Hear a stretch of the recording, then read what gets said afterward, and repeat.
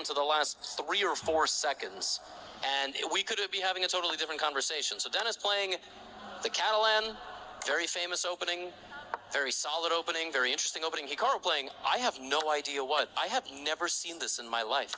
It started as a Tarrasch opening, has sort of transposed into a Catalan structure with the white bishop. The entire center is gone. A very symmetrical pawn formation right here. 4 versus 4 on one side, 2 versus 2 on the other. The problem for black is development as quickly as possible, and that's what they're doing on that left flank. Hikaru trying to challenge that white bishop, getting his own on the c6 square. This is where 99% of chess players on Earth drown against Denis Lazovic. He gets you in a position where even though the pawns are the exact same, even though the pieces are the exact same, he applies the pressure. He's like, honestly, I don't know if he's even better already at positional chess than Magnus was at the same age. At the same age, at 19, right? He is so good. His role model in many ways, the way he plays, is very Magnus-like. You know, this kind of turning the screw and everything. So I really like the way that he plays. But I think Hikaru was going for like a game-killing mode here, right? He went totally symmetrical, and that's what you play when you're unambitious with black. You want the games with black to be draws, and you want to play for a win with white. It is a traditional approach, and Hikaru right now looking for his second white, getting the pieces and the pawns off the board. The bishop does land on that diagonal. What you pointed out about Denis's style, very mature for his age. He also handles the endgames, which are traditionally known as anti-young player chess, incredibly well. Yeah, absolutely. And again, to be clear, I do think Magnus is the best.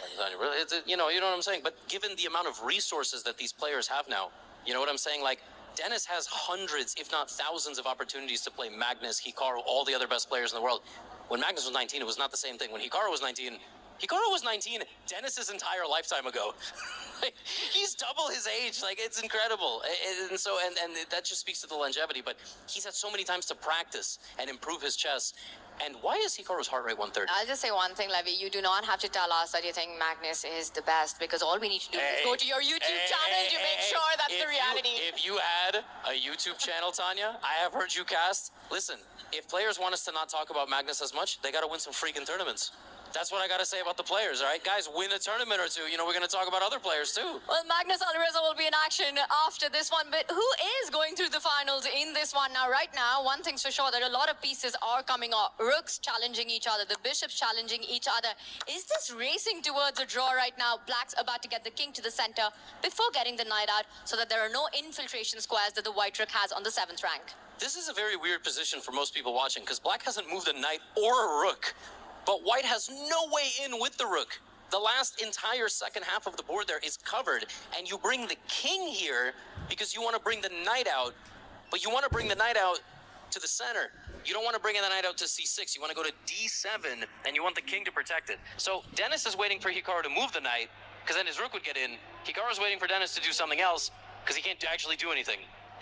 Say, white's pieces are perfectly placed, but what is next for Denis Lazovic? I will point out, it's not easy to rush with your king to the square you mentioned earlier.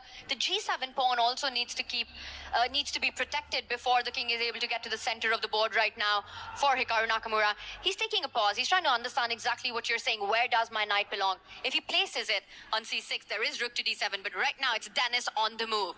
Does he continue to improve his king? Will he start advancing the pawns to gain more space on the right flank? But pawn moves are committal.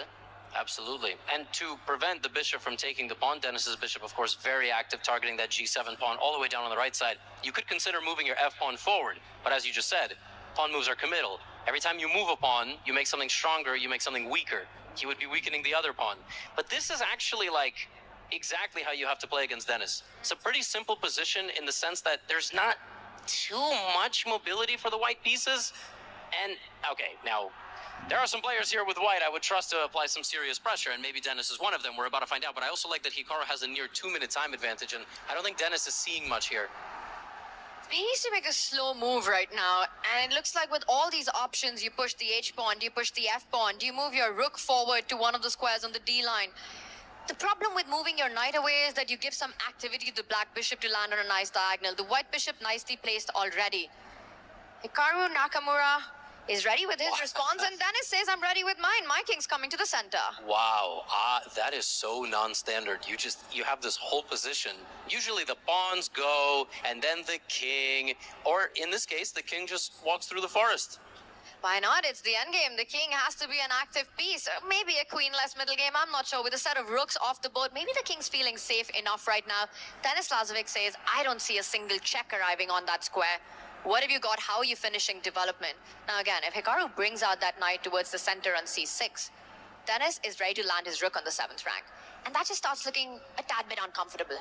Yeah, and Hikaru's actually maybe the only criticism of does it anyway. Yeah, exactly. And I was going to say the only criticism of defensive skills is he rushes at some points. He likes to make a forcing conclusion to one of these unpleasant positions. There's not really here. Maybe Denis will just keep going. He brings in the king all the way to e4. Well, it just waits for a second right now, and this is what was Hikaru's idea. You get the rook in, I'm going to simply defend my pawn, and I'm chasing away that rook with my king stepping one step towards the center right now. So not much to do, not much to improve. The one thing that white shouldn't do is move that bishop away from the diagonal that it exists in. There's a massive fork at the center of the board. Good thing for us is Denis will not do that. That is, or maybe bad, but he's also shaking his head. I've not seen this degree of frustration out of him. Do you think it's also because you know that you're playing against a speed chess specialist, one of the absolute best in the world? You want to maximize your chances with the white pieces as much as possible. And the reality is that Denis in this game didn't really get much, at least not so far. A set of knights about to come out as well. Off the board they go. It could be. It could be. I think Denis has respect for at least 2 players on Earth, and their names are Magnus and Alireza. Because did you listen to the interview yesterday? He said, "I'm just happy I didn't have to play Alireza," which is a massive compliment for somebody around his age range, right? But yeah, Hikaru puts all the pawns on the light squares. That dark squared bishop will never be able to see them, and we should be heading for another draw quite fast, actually. What's fascinating to me is that if their set of rooks were to come off the board, then is white playing for more with a clear path for the king perhaps to go forward, or will that also stay within a drawing territory right now? This is absolutely in the balance. Symmetrical pawn structures, rook and bishop, no imbalances in the position. Who blinks first? Do you think we're going to see another draw offer very soon, or will the players play this out? I have a feeling Denis might not offer. But again, these guys chess is like, it's very old school. Right, chess is kind of like, we don't have to play all this out. We both know that if we play our best, this will be a draw. But we'll see. Maybe Hikaru offers, but Hikaru's playing with black, right? So if you're Denis, are you at all concerned with Hikaru going b4, push that bishop out, the black rook infiltrating on the home rank, the first rank right there, get the rook into the game, start targeting some pawns on the right and the left? Maybe. Yeah, maybe, could be. And maybe Hikaru's waiting, because he could have done it on that move. And there's also one other thing to note. It looks like Denis can push his own a-pawn, right? On the left side, a2 to a3, but then Hikaru would just take it. Not anymore, but on the previous move, he could have captured it because the black rook is staring at the bishop. I haven't seen a king this confident walking through, everything since House of the Dragon most recent season. Okay, now we're getting, spoilers by the way, we're getting to that draw. We are. The white king will also move forward, making sure that the black king has no path inwards, can't advance too much ahead. And you can just look at Hikaru and you know that he knows that this is going to game 3 with a level score. First, Denis consolidates the center. Now will bring his king up the board. Might even reroute his bishop first, but he just continues to play the pawn moves, expecting g4 to land next as well, just to force Hikaru's hand on the right flank. Yeah, Hikaru, based on facial expression, is not particularly thrilled with these games. Actually, not because of result, but I think because of the theater. I don't think anything has happened. And this is actually the way that Denis beats most people, right? He had all those draws against Nojabek, and then he wins. Denis is an extremely frustrating opponent. Yeah. Very, very frustrating. And it's like he has insane amount of patience himself.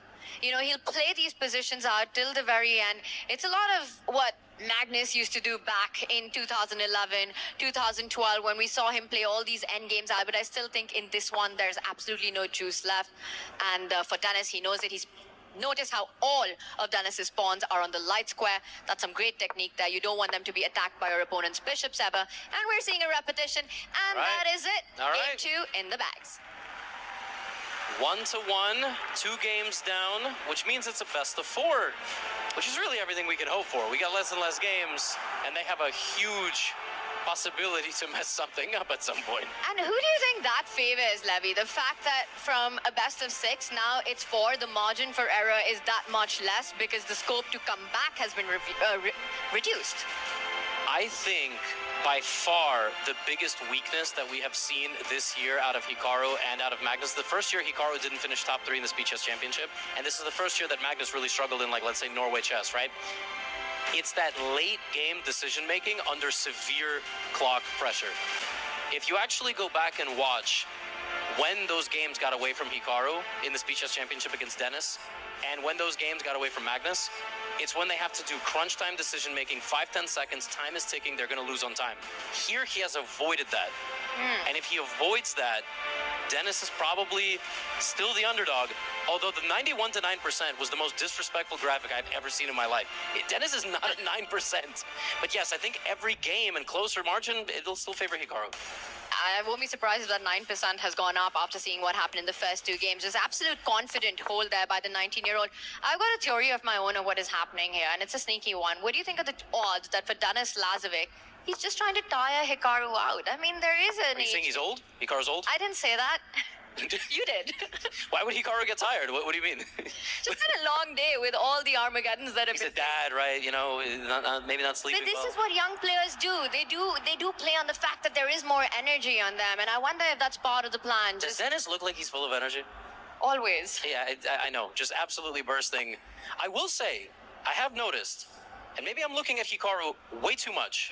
He has big muscles now. I don't know when this happened. Out of context, that's just gonna sound wrong. No, it's not. It's the dad, infusion of energy for life and the passion to succeed.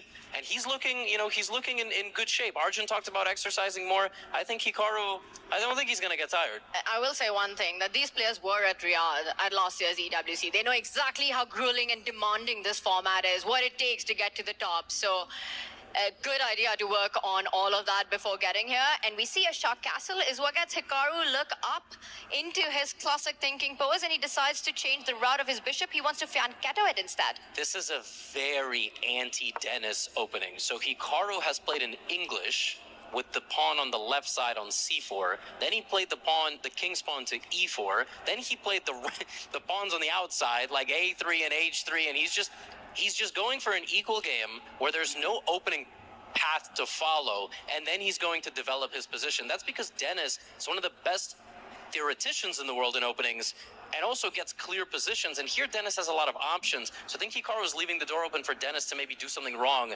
Having said that, I'm not sure he's going to do anything wrong. It looks like he's got a plan exactly to counter what you just said. He's eyeing that b5 break to get more space, more breathing room for his pieces to come out, so the b pawn ready to move forward. And because of all the pawn moves that Hikaru's made, there is a big gapping hole right there at the center of the board, right? The Black Knight has a beautiful outpost on d4 as well for the rest of the game. Hikaru just is confused because he doesn't understand why he can't expand or castle. And now Dennis probably has to commit to that. Otherwise, your rook move is unbelievably stupid. So now Hikaru does this, and his knight is attacking the pawn. His bishop, he was attacking Dennis's bishop there. And so now what? Does he play his dark squared bishop to the right? Does he move it to the left? Does he try to expand in the center with d3, d4? What is Hikaru's idea here? What is Hikaru's idea? And he has to figure out, because the big break has to be around that central pawn moving forward. The d pawn is also a long-term weakness for Hikaru Nakamura in this, but right now, the stronghold on that square lies with Denis Lazovic, a pawn, knight, and a bishop controlling all of that. Meanwhile, for Denis, the question will be, where does his own light square bishop come out? Is he going to target the b7 square, or will it be out to e6? Are we going to see a potential f5 to try to get some play on that right flank by Denis? What's also pausing Hikaru here a little bit is, I think, a respect for the opponent. The truth is, like, when you play a guy like Dennis and you commit to something, even as simple as moving my bishop to the left or the right side of the board, or repositioning my knight, or going for a pawn break, you know that on the other side is like a mechanic, And what? What? He's clearly preparing to move his f-pawn, but when you play a guy like Dennis, Tanya, you overthink, Hikaru literally doesn't care about everything you just said with that last move. He said, I'm just going to plant my king here. But Dennis is stopping the bishop move, and then I move, and I think Hikaru's maybe going to expand with the f-pawn. I cannot explain that last move. Wow, what? How do you go with the king? And I thought you were preparing the f-pawn push, and now you trade? Like, why couldn't the king be on? Tanya, please explain this to me. I don't know.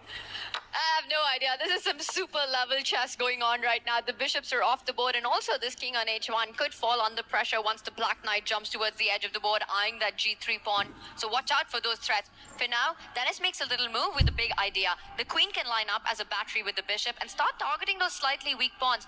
I have to say that Hikaru's king looks a bit unsafe long term here. It almost feels like it should have went up one square. Okay, he goes knight out to h4, so his rook is opened up, targeting Dennis's knight. The knight is going to jump forward to f5. He's content keeping the center closed, because he also had the option on the previous move to move the d pawn up one, try to open things up. Visually, I actually really like White's position. And then I see the computer says black is a very little bit better, but that doesn't really mean much, right? I think Dennis should play a very natural move here, just retreat the knight, stop Hikaru's idea to advance. Well, I just want to point out one thing, that in chess we often have the concept of pawn islands, right? Hikaru's got 3 of them. You've got one on the right flank, one in the center, one on the left flank. But look at the beautiful harmony that exists in Dennis's pawn formation. You've got one big island, just everything defending each other. That just means long term you will have more weaknesses to fight against, to fight for in the position, while your own pawn structure will remain beautiful looking. And look at that. What Dennis is setting up, he took away that f5 square levy you highlighted. The knight eventually could fall back, and we might even see that f5 break land. Absolutely. People who are watching this right now must be confused, like, why are the kings just moving up? But this is very normal. In locked positions, it's nice to move your flank and side pawns up a little bit, and then bring the king up a little bit, and you're just improving the position. You're not taking any risk, you're not attacking anything, not weakening anything. Honestly, I like to call this playing tennis. Like, you hit the ball back. Now Dennis has to hit the ball somewhere, and then Hikaru has to hit the ball somewhere. I would actually love to watch a tennis match between the two of these. I don't know who would win. Like, where does Dennis move? Where does he go from here? It's a good question, and I'm glad he answers it before I had to. He retreats the knight, and to me this hints at not the f-pawn moving forward, but a potential c-pawn moving up the board if it's allowed towards the center of the board. I also want to point out one other weakness in Hikaru's camp, that a3 pawn, the pawn on the a file. Everyone watching, be on the lookout for that pawn. It could be a big target that Dennis uses to his advantage. Wow. The knight goes back to its starting square, but it's the wrong knight. Yes, that was the wrong knight. This is like house sitting. The knight from the left side went to house it for the other knight. This is alien level. Is this guess the ELO territory already? Oh, absolutely. Like, truly. I mean, clearly from the opening, it's very high level, but Dennis must be planning a little repositioning here. Maybe c6, and then, like, the queen comes up, and okay, I can kind of feel the Dennis. I can predict Dennis's moves and have no clue why he is making them. Well, I like this one. It takes away a lot of squares from the center, so great call on that one, Levy. And as you said, the queen gets out of the way. The rooks are connected now. I'm still expecting Dennis, now that the b5 pawn is defended, to go rook a8 at some point. Think about doubling down on the a file. It feels like a plan. That's just going to ask some questions to Hikaru. Hikaru's now in a position where he has to transform the game. And this, for a lot of advanced players I have found, is a difficult decision. Do I take Dennis's pawn right now? Do I push my pawn? Do I leave my pawn? Because at some point Dennis is going to want to take my pawn. Where's Dennis going to put his rooks? Do I do nothing? Am I hungry? Like, there are very hard-hitting questions when you play chess. And now Hikaru has a tough... Yeah, see, he doesn't take. But now Dennis can take, Tanya, or Dennis can put a rook behind the queen. So Dennis has the flexibility here. He comes in with a threat first. He does have the flexibility. He brings the other rook, like you mentioned. And I'm just looking at these two players. Now, Hikaru carries the rating. He carries the expectation. He carries the experience. And I think the pressure firmly lies on him to make it to the finals. For Denis Lazovic, it's already been a fantastic show here, right? He took down Jan Nepomniachtchi. He won his semi-finals match as well against Norbert Abdusattorov. And now playing against Hikaru. It's already been a big statement by Denis. With the pressure on Hikaru, Denis playing with the freedom, that makes him a dangerous, dangerous opponent. Absolutely. I would argue there's only pressure on 3 people, and it's Magnus, Alireza, and Hikaru, and it's not even really fully on Alireza, but he was second place here last year. He's been a runner-up in a couple of Speeches Championships, so... Oh, absolutely. I mean, Dennis has a little bit of a free roll. He does a little knight shift around here, still inexplicable to me. I think both guys are basically just at an impasse. That's it.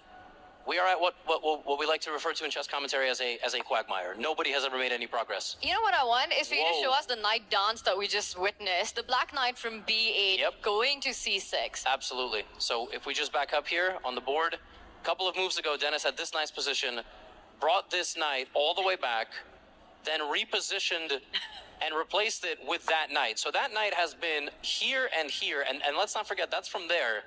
So these are all the squares that it's gone to. It's now playing as the other knight, and that knight has only gone there and then repositioned backwards. And this is the hard-hitting commentary when the position is super locked. Apparently, Hikaru's position is not particularly good. We will see, Tanya, if somebody tries to make a break and go for it. Now, again, we have been saying, we think Dennis is looking in good shape. But this is so smart, right? It's the waiting game. You just simply keep the tension on the board. And this is one of the superpowers that Dennis has. He's not thinking about the trades. He's not bringing in the breaks. He's just shuffling around his pieces, testing Hikaru. It's only when the clocks will go low that we're going to see this position explode. Because not so much is out of the board. Only a set of minor pieces and a set of pawns have been traded off. And we might, you're absolutely right, and we are about to see. Hikaru's going to move his rook. He's not going to lose his rook. And this move, I think, is coming and is the final form of the Denis Lazovic repositioning. If he goes here and then here, and all of this opens up, this is not going to be a draw. I want to say that, Levy, you saw this coming about yesterday when you were talking about the King H1 shift that Hikaru just made, which you said surprised you a lot, and that might be something that Hikaru will have to take care of very soon if we do see that knight jump right now. And if this happens, I think he has to just retreat. I don't think he can allow. And there it is. It's on the board. Okay, within a second. And then this is obviously what we want. How about this for a disgusting move? You just live in the opponent's position. This is like a tapeworm. Like, you just like live in the stomach and nobody can get you out. And it's there. How do you get this bishop out? This has blown my mind. Everything that Denis Lazovic has done over the last 15 moves suddenly makes sense. All the minor pieces after that nightmare that happened on the board are targeting, including the two majors highlighted there, on that e4 pawn. You can never kick that knight out. h4 will be met by a knight g4 check, forking the king and the rook. The two knights landing on g5, f6 has been genius by Dennis. Yeah, completely incredible. And Nightmare was amazing. To say that this was a nightmare is, that was. And these two pawns are delicate. They were brought out there by Hikaru, but they are standing scared. If you ever capture, you leave doubled isolated pawns in the middle of the board. Please don't try this at home. And, you know, if you push, you're probably going to lose something in the long run anyway. Plus, you're going to open up the entire C-file for the opponent. Dennis has a very big moment here. This is what we like to call the critical moment of the game. He has played every possible improving move. There is no further way to improve the pieces. Can he make a breakthrough? Big question. Big moment right now to figure that out. Dennis is reaching the 4-minute mark and he takes a committal decision. And that was the best move. Wow. Denis Lazovic, the queen rotation, and Hikaru does not have a way to defend the pawn. It's an X-ray through the pawn to the rook, not a single And look piece. at Hikaru, he realizes it. Yep. There's no good move to save that pawn. You can go here, but I'm just going to take it. Not to mention when that move happens, this is unprotected. If these pawns fall, it's just a matter of time before the entire white position disintegrates. Denis Lazovic choosing that moment, Levy, to trade and put pressure when Hikaru's defenseless. Tanya. Yes. The best move in the position. Well, if Hikaru has watched my videos, he will find it. But let's, you know, there might be some opportunities here to complicate things. This is an incredibly, like, dangerous moment here for white. And Hikaru, he's got 3 minutes, Dennis at 4. Actually, Hikaru's heart rate has been the same. But Dennis is now feeling that he's at 130 now for Dennis. He's feeling it. Hikaru is beside himself. He can't believe it. That central pawn, an absolute key pawn in the position, is about to fall. Hikaru needs to find a way to fight for compensation, to hit, well, the chaos button somewhere right now. And just exactly because of what you said, I think I have an idea where your head's at. What is the best move for Hikaru? If that happens, the floor is yours. I mean, you will take it away. We've got to, sometimes, there is a difference in defending in chess. Passive and active. If you play passively here, it's over. But again, it could be a shock to the system. You don't react the best way. We will see. It's 1.5 minutes now. Dennis up on time. Dennis up on position. Can Hikaru save it? That's the big question. And Levy, we've got our analysis board right here. Show us what have you got? How does Hikaru keep his counterplay here? Yeah, so here's the thing. Gotta do your thing. If you develop here with the knight, it's not going to work because this is weak. You can maybe retreat, and if the queen captures, at least your rook is protected. Then you have to go knight to b3. You're almost solving the position like a Rubik's Cube in some ways. Then you can maybe play something else. You have to set a trap. If the queen takes, you push somehow and something like this. Or you could just send it. You know what I mean? You could just send it. And he plays passively. And that's the thing. Like, it's easy for us because we see the answers. But he goes for this line. He's playing it like a little bit of a Rubik's Cube. He's going to kind of reposition. Queen is going to defend everything else.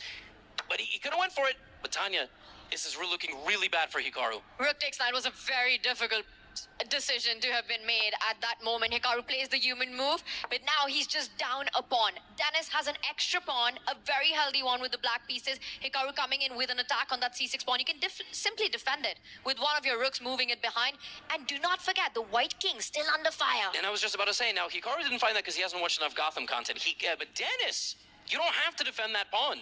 You could, of course, move the rook and protect it, but if he moves the knight to the outskirts of the board, and you best believe he sees that g3 pawn, like, there's almost no way to defend it.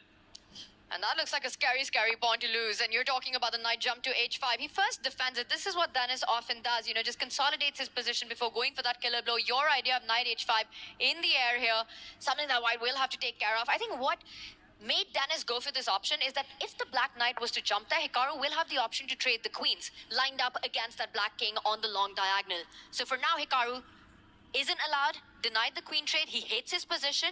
Can Dennis convert this into a full point? This is absolutely peak Dennis chess right here. Just a grinding game, repositioning his pieces and maximizing the possibility of impact when it lands.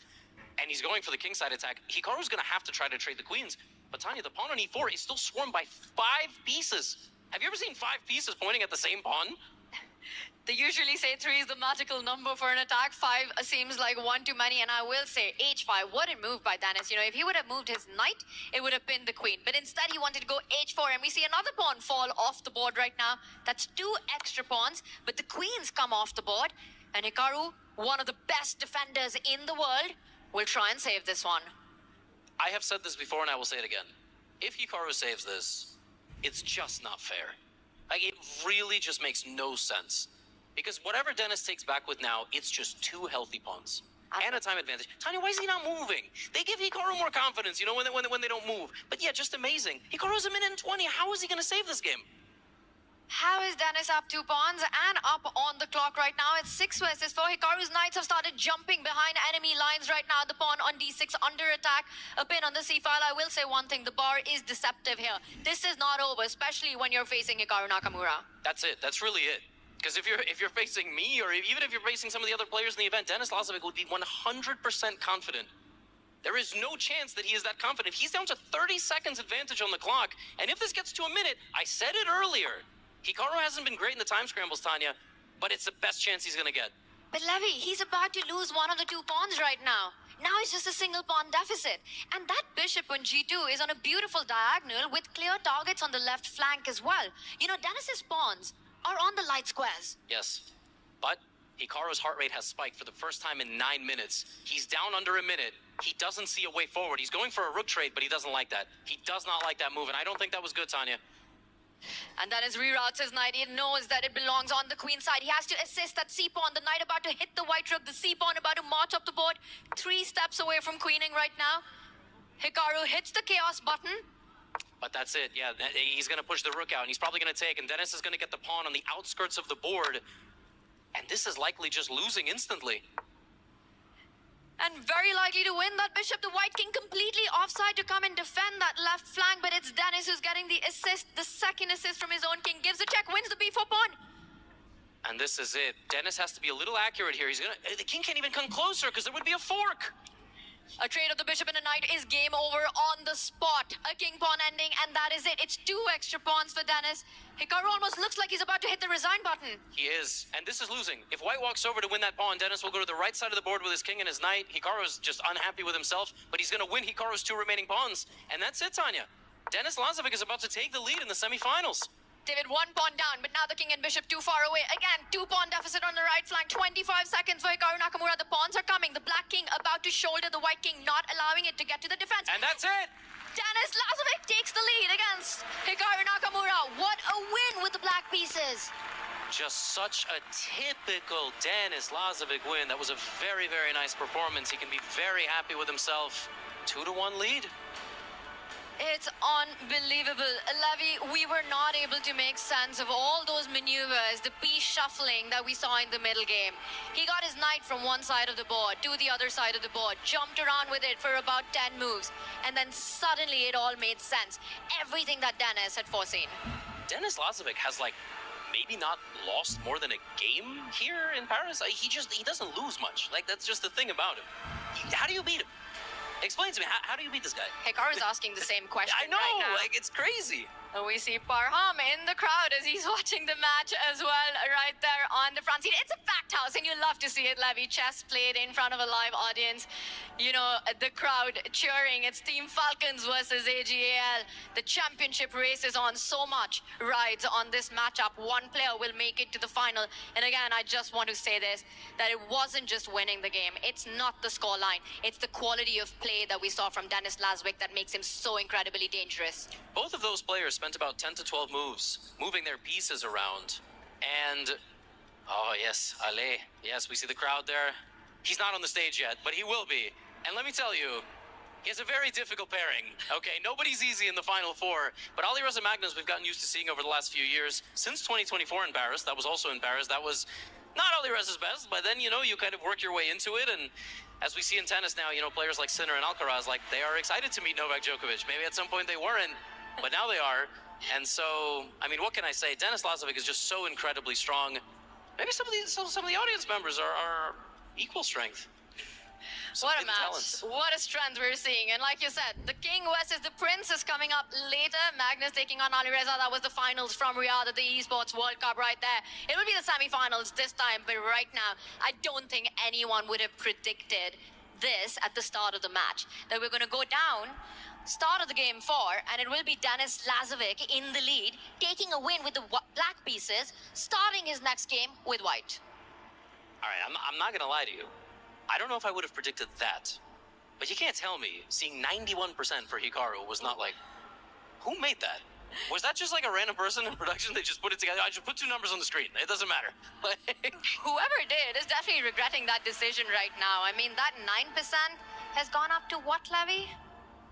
I mean, he's the favorite now. Like, what am I supposed to say? Probably like 55 or something along those lines, maybe 60. Guys, you don't just beat Hikaru over the course of 4 hours and not get more respect than that.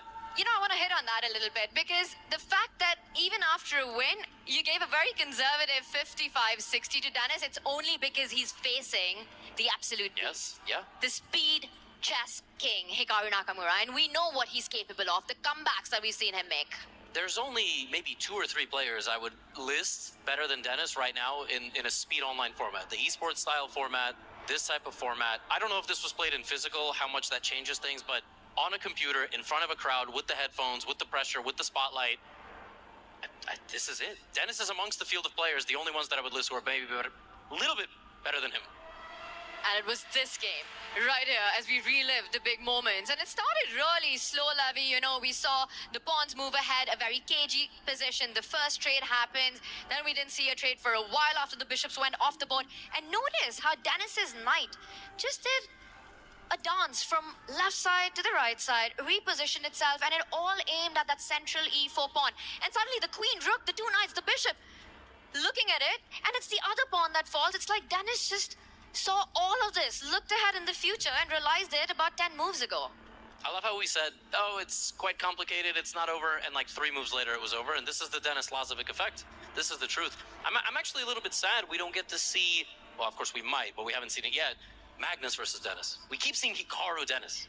But I want to see the matchup of the guys that have very similar styles, you know? But who knows, you know, be careful what you wish for. Let's see what gets granted today. Now, Lavi, I want to ask him, you know, the players have a couple of seconds off, a couple of minutes off before they go into game 4. If you're in Hikaru's corner, and I know you're a bit of a boxer yourself, what are you telling Hikaru going into game 4? That is a very disrespectful thing to say to actual boxers. I did a little bit in a local gym, and the second they started actually hitting me and I wasn't hitting back, I stopped. Humble.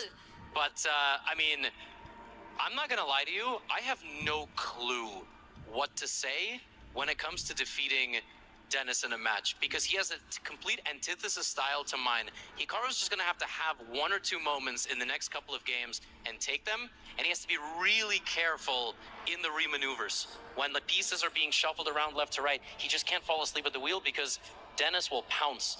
And that is what has hurt him. Maybe go for a more open game. Less maneuvers, like maybe go for a more forcing line, like play a Scotch. Just something a little bit more open with slightly clearer plans, something with the Sicilian that could maybe open up the game a little bit. But if Dennis just keeps playing Queen's Pawn, I mean, you can't take huge risk against Dennis. Like, you can't play a Gambit. You can't play the Dutch defense. He's going to make you really suffer. Hikaru Nakamura perhaps needs to go back to his earlier days, his earlier style of chess. The house would go on fire because against Dennis, the strategic approach, the positional approach so far hasn't worked at all.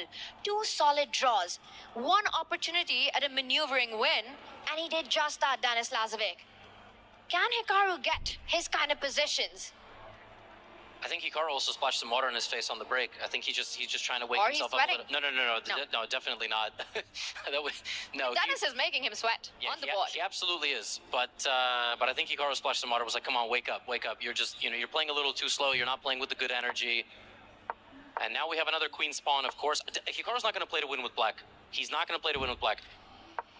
But do you have enough time for that strategy, or do you just maximize your chance every game? It is a Queen's Gambit decline to start with by Hikaru Nakamura. Denis Lazovic sticking to his pet Queen's Pawn opening. And will Hikaru rely on the next white, or will he try to push for more with the black pieces in this one? The knight comes out for Dennis. He's getting ready to castle next, but first he needs to get the bishop back. In the game that Hikaru beat Dennis, he managed to play a very good type of closed game, a similar position. He dropped the knight in the middle, just like this against Dennis, and at some point Dennis took it with his bishop, transformed the game poorly, and just gave Hikaru huge chances, which is very uncharacteristic. If Dennis just gets a game where he doesn't have to transform the game at all, Hikaru's in for a rough time.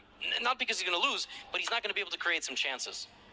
And the other thing that stood out to me about creating chances, Levy, has been that even on the clock, Dennis has been spectacular. He's, one of the best in the world for sure in clock management. And that's something to say when you're up against Hikaru Nakamura. We see a trade right now, and Dennis capturing towards the center. Now that d4 pawn is consolidated, he can think about going castle on the right flank. What Hikaru's setting up is a potential rook landing on the c7 square, eyeing the white queen. Dennis is going to castle. Very reasonable choice here. Yeah. But he does pause. I don't know. I think maybe he's gonna come up with something even smarter. Maybe he's gonna reposition his queen and bishop somehow. I don't know why he's not castling faster. Maybe he's afraid Hikaru actually gets somewhere by pushing his pawn forward and attacking the bishop, but that's such a committal move, and I don't like it at all, but maybe Dennis wants to avoid it. If Shah Castle, what is going on in Dennis's mind is what happens if Hikaru pushes that white bishop with c4 next, and he does that. I think that was exactly on his mind. So spot on, Levy, right there. He wants the bishop on this diagonal. Yeah. He wants a retreating square on c2. That's why he moved the queen away first, making sure that c4 is met by the bishop retreat. I don't think Hikaru would have pushed the pawn. I just feel like the bishop would have been targeting there, and then he would have repositioned. But again, we trusted Dennis. It's not like that move was a mistake. It was just kind of a cosmetic choice. And now Hikaru has a very tough decision. Does he move his knight? And where? Does he move his bishop? And where? Does he put that rook 2 squares over to the left, the one that can move, and target the pawn on c5? Well, I'll tell you one thing. For Hikaru, it might look like the normal approach with the knight development is the c6 square, but that knight really belongs next to the king. You want it on the f6 square. So the route you're looking at is place it in front of the queen, then land on f6, also eyeballing that e4 spot at the center of the board. So Hikaru just weighing the pros and cons. Does he bring it out in one move, or does he take the longer route? Does he bring the bishop out before the knight comes out? Not easy choices. While Dennis is ready to go shot castle and bring his rook to the open b file. This is so much time spent in a position where you can kind of almost do anything, it feels like, but both guys very, very careful. Hikaru again is pausing because he knows the ramifications that come up if you choose a bad setup against Dennis. The good news is he can't really mess anything up yet. Okay, that move is a little passive, obviously. It looks like it blocks the bishop. But It's he's heading to f6. Yeah, exactly. We spoke about this, that's where this knight belongs in these positions. Levy, you're eyeing that e4 square. You want it closer to the king, so Hikaru takes the longer route. And as you earlier said, getting that castle in, the white rook heading towards the B line. The A pawn might move forward. I want to say that Dennis has got reasons to be pleased out of this opening. He's up in the match. Many pieces are off the board. There's no big weakness just yet. Good outcome. Absolutely. That move is played to support the pawn and also open up the path for the light squared bishop. And now I think Dennis in around 10 seconds could move his A pawn. It's a very normal idea. He has that pawn on the left side of the board. That's not doing much, but once you push it forward, there it is. Yep, this is very, very Dennis-like. I shouldn't play any chess. I should play guess the Dennis move. That's the way I can get my next title. I mean, you'd be a GM in that. He makes it so easy, right? And then he's gonna bring his F rook all the way. And then he's just going to keep advancing. And again, he just has a slightly more pleasant position. And that is like all he needs in life. A pleasant position and a little more time on the clock. And he's got both right now. And a clear plan as well. He does exactly as you said. You're a 2,900 player, Levy, at guessing Dennis's. I'm 2,900 when Dennis is making the moves. Yeah. Exactly. You're getting them all right now. And does he go for that A5 break, or does he just think, you know what, I just need to keep things under control. Why should I take the fight to Hikaru?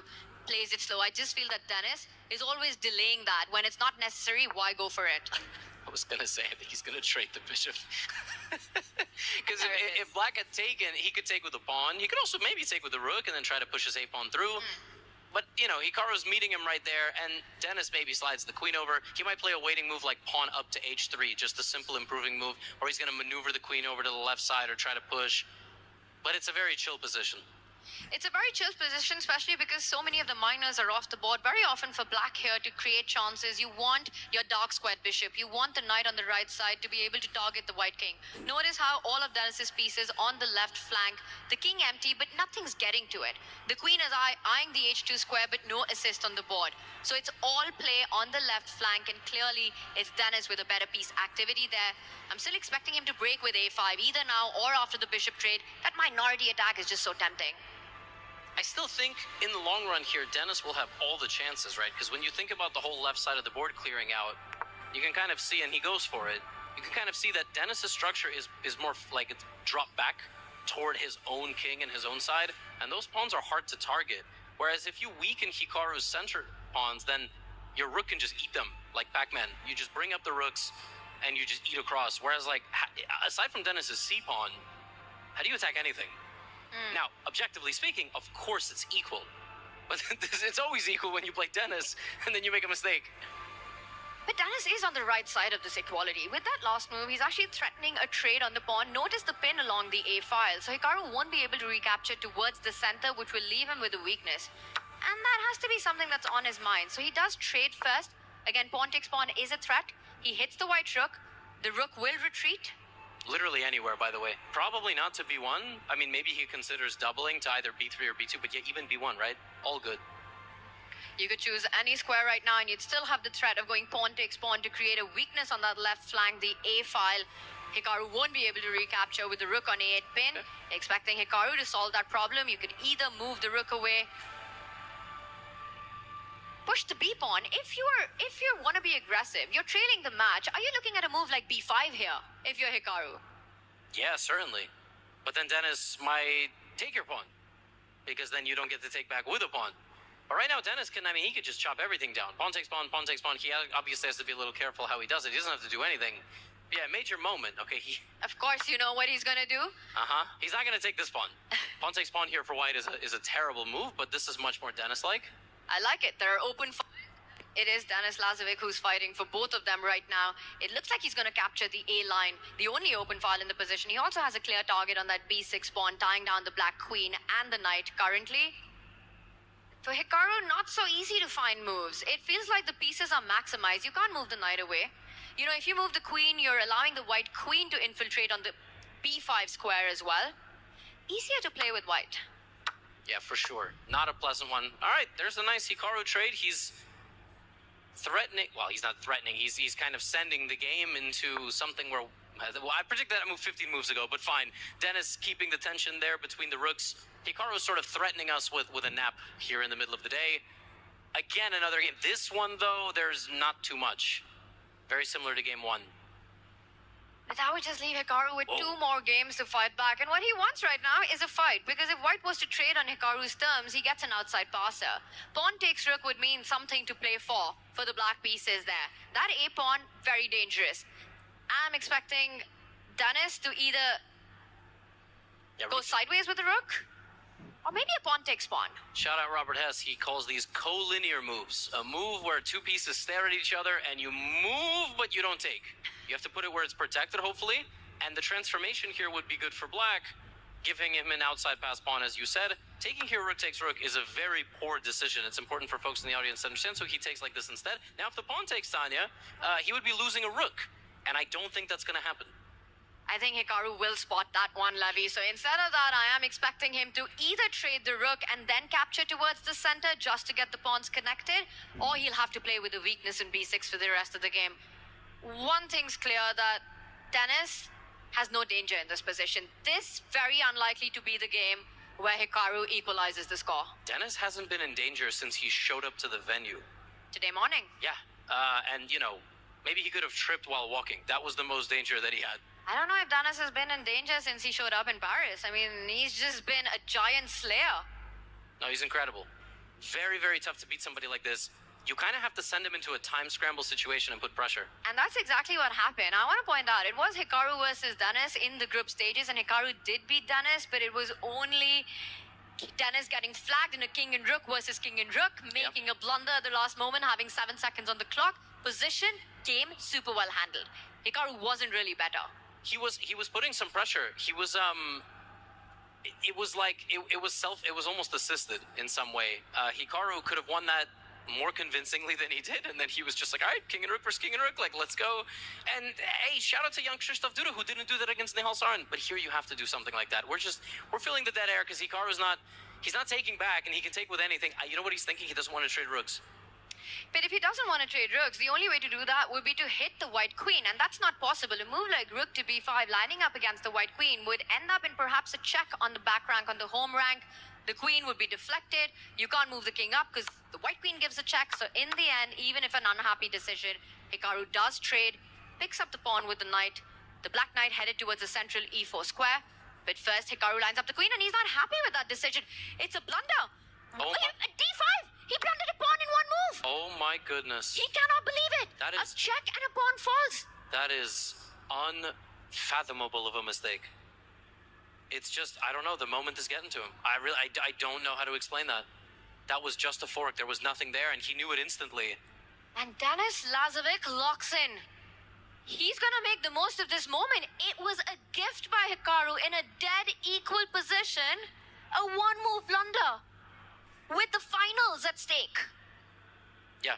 If Denis converts this, Levy, he's going to have a 2-point lead with 2 games left. I simply don't know what to say. It must be the effect of you just don't feel like you're getting anywhere. When you play against Denis, it's like swimming upstream. In many ways, like I say, it is almost playing the way like Magnus plays. But Denis, some games, he's happy to play the most stable, traditionally boring position. You know what I mean? And Hikaru just, he thought for so long, and then he made a mistake. And Tanya, like, Denis, he's not going to let this one slip, I don't think. It's a very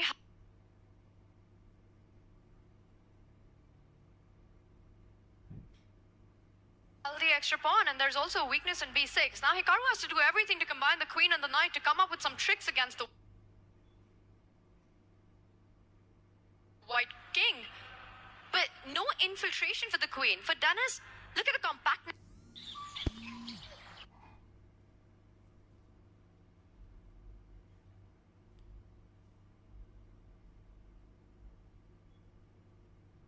Have a little bit of time to pull up the analysis board and show exactly what could have happened there, but yeah, that was weird. So if we go back,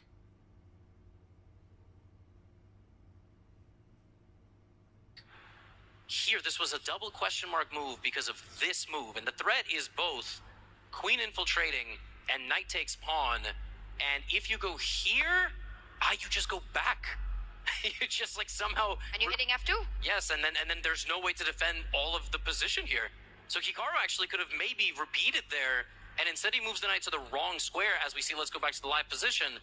and he can't attack anything anymore. This is so uncharacteristic. Can you also just do an action replay of the moment Hikaru lost a pawn? First, he makes a blunder in one, just moving his queen away from defense right here, Levy. Right. You know, he puts it on f6, and suddenly there's a check.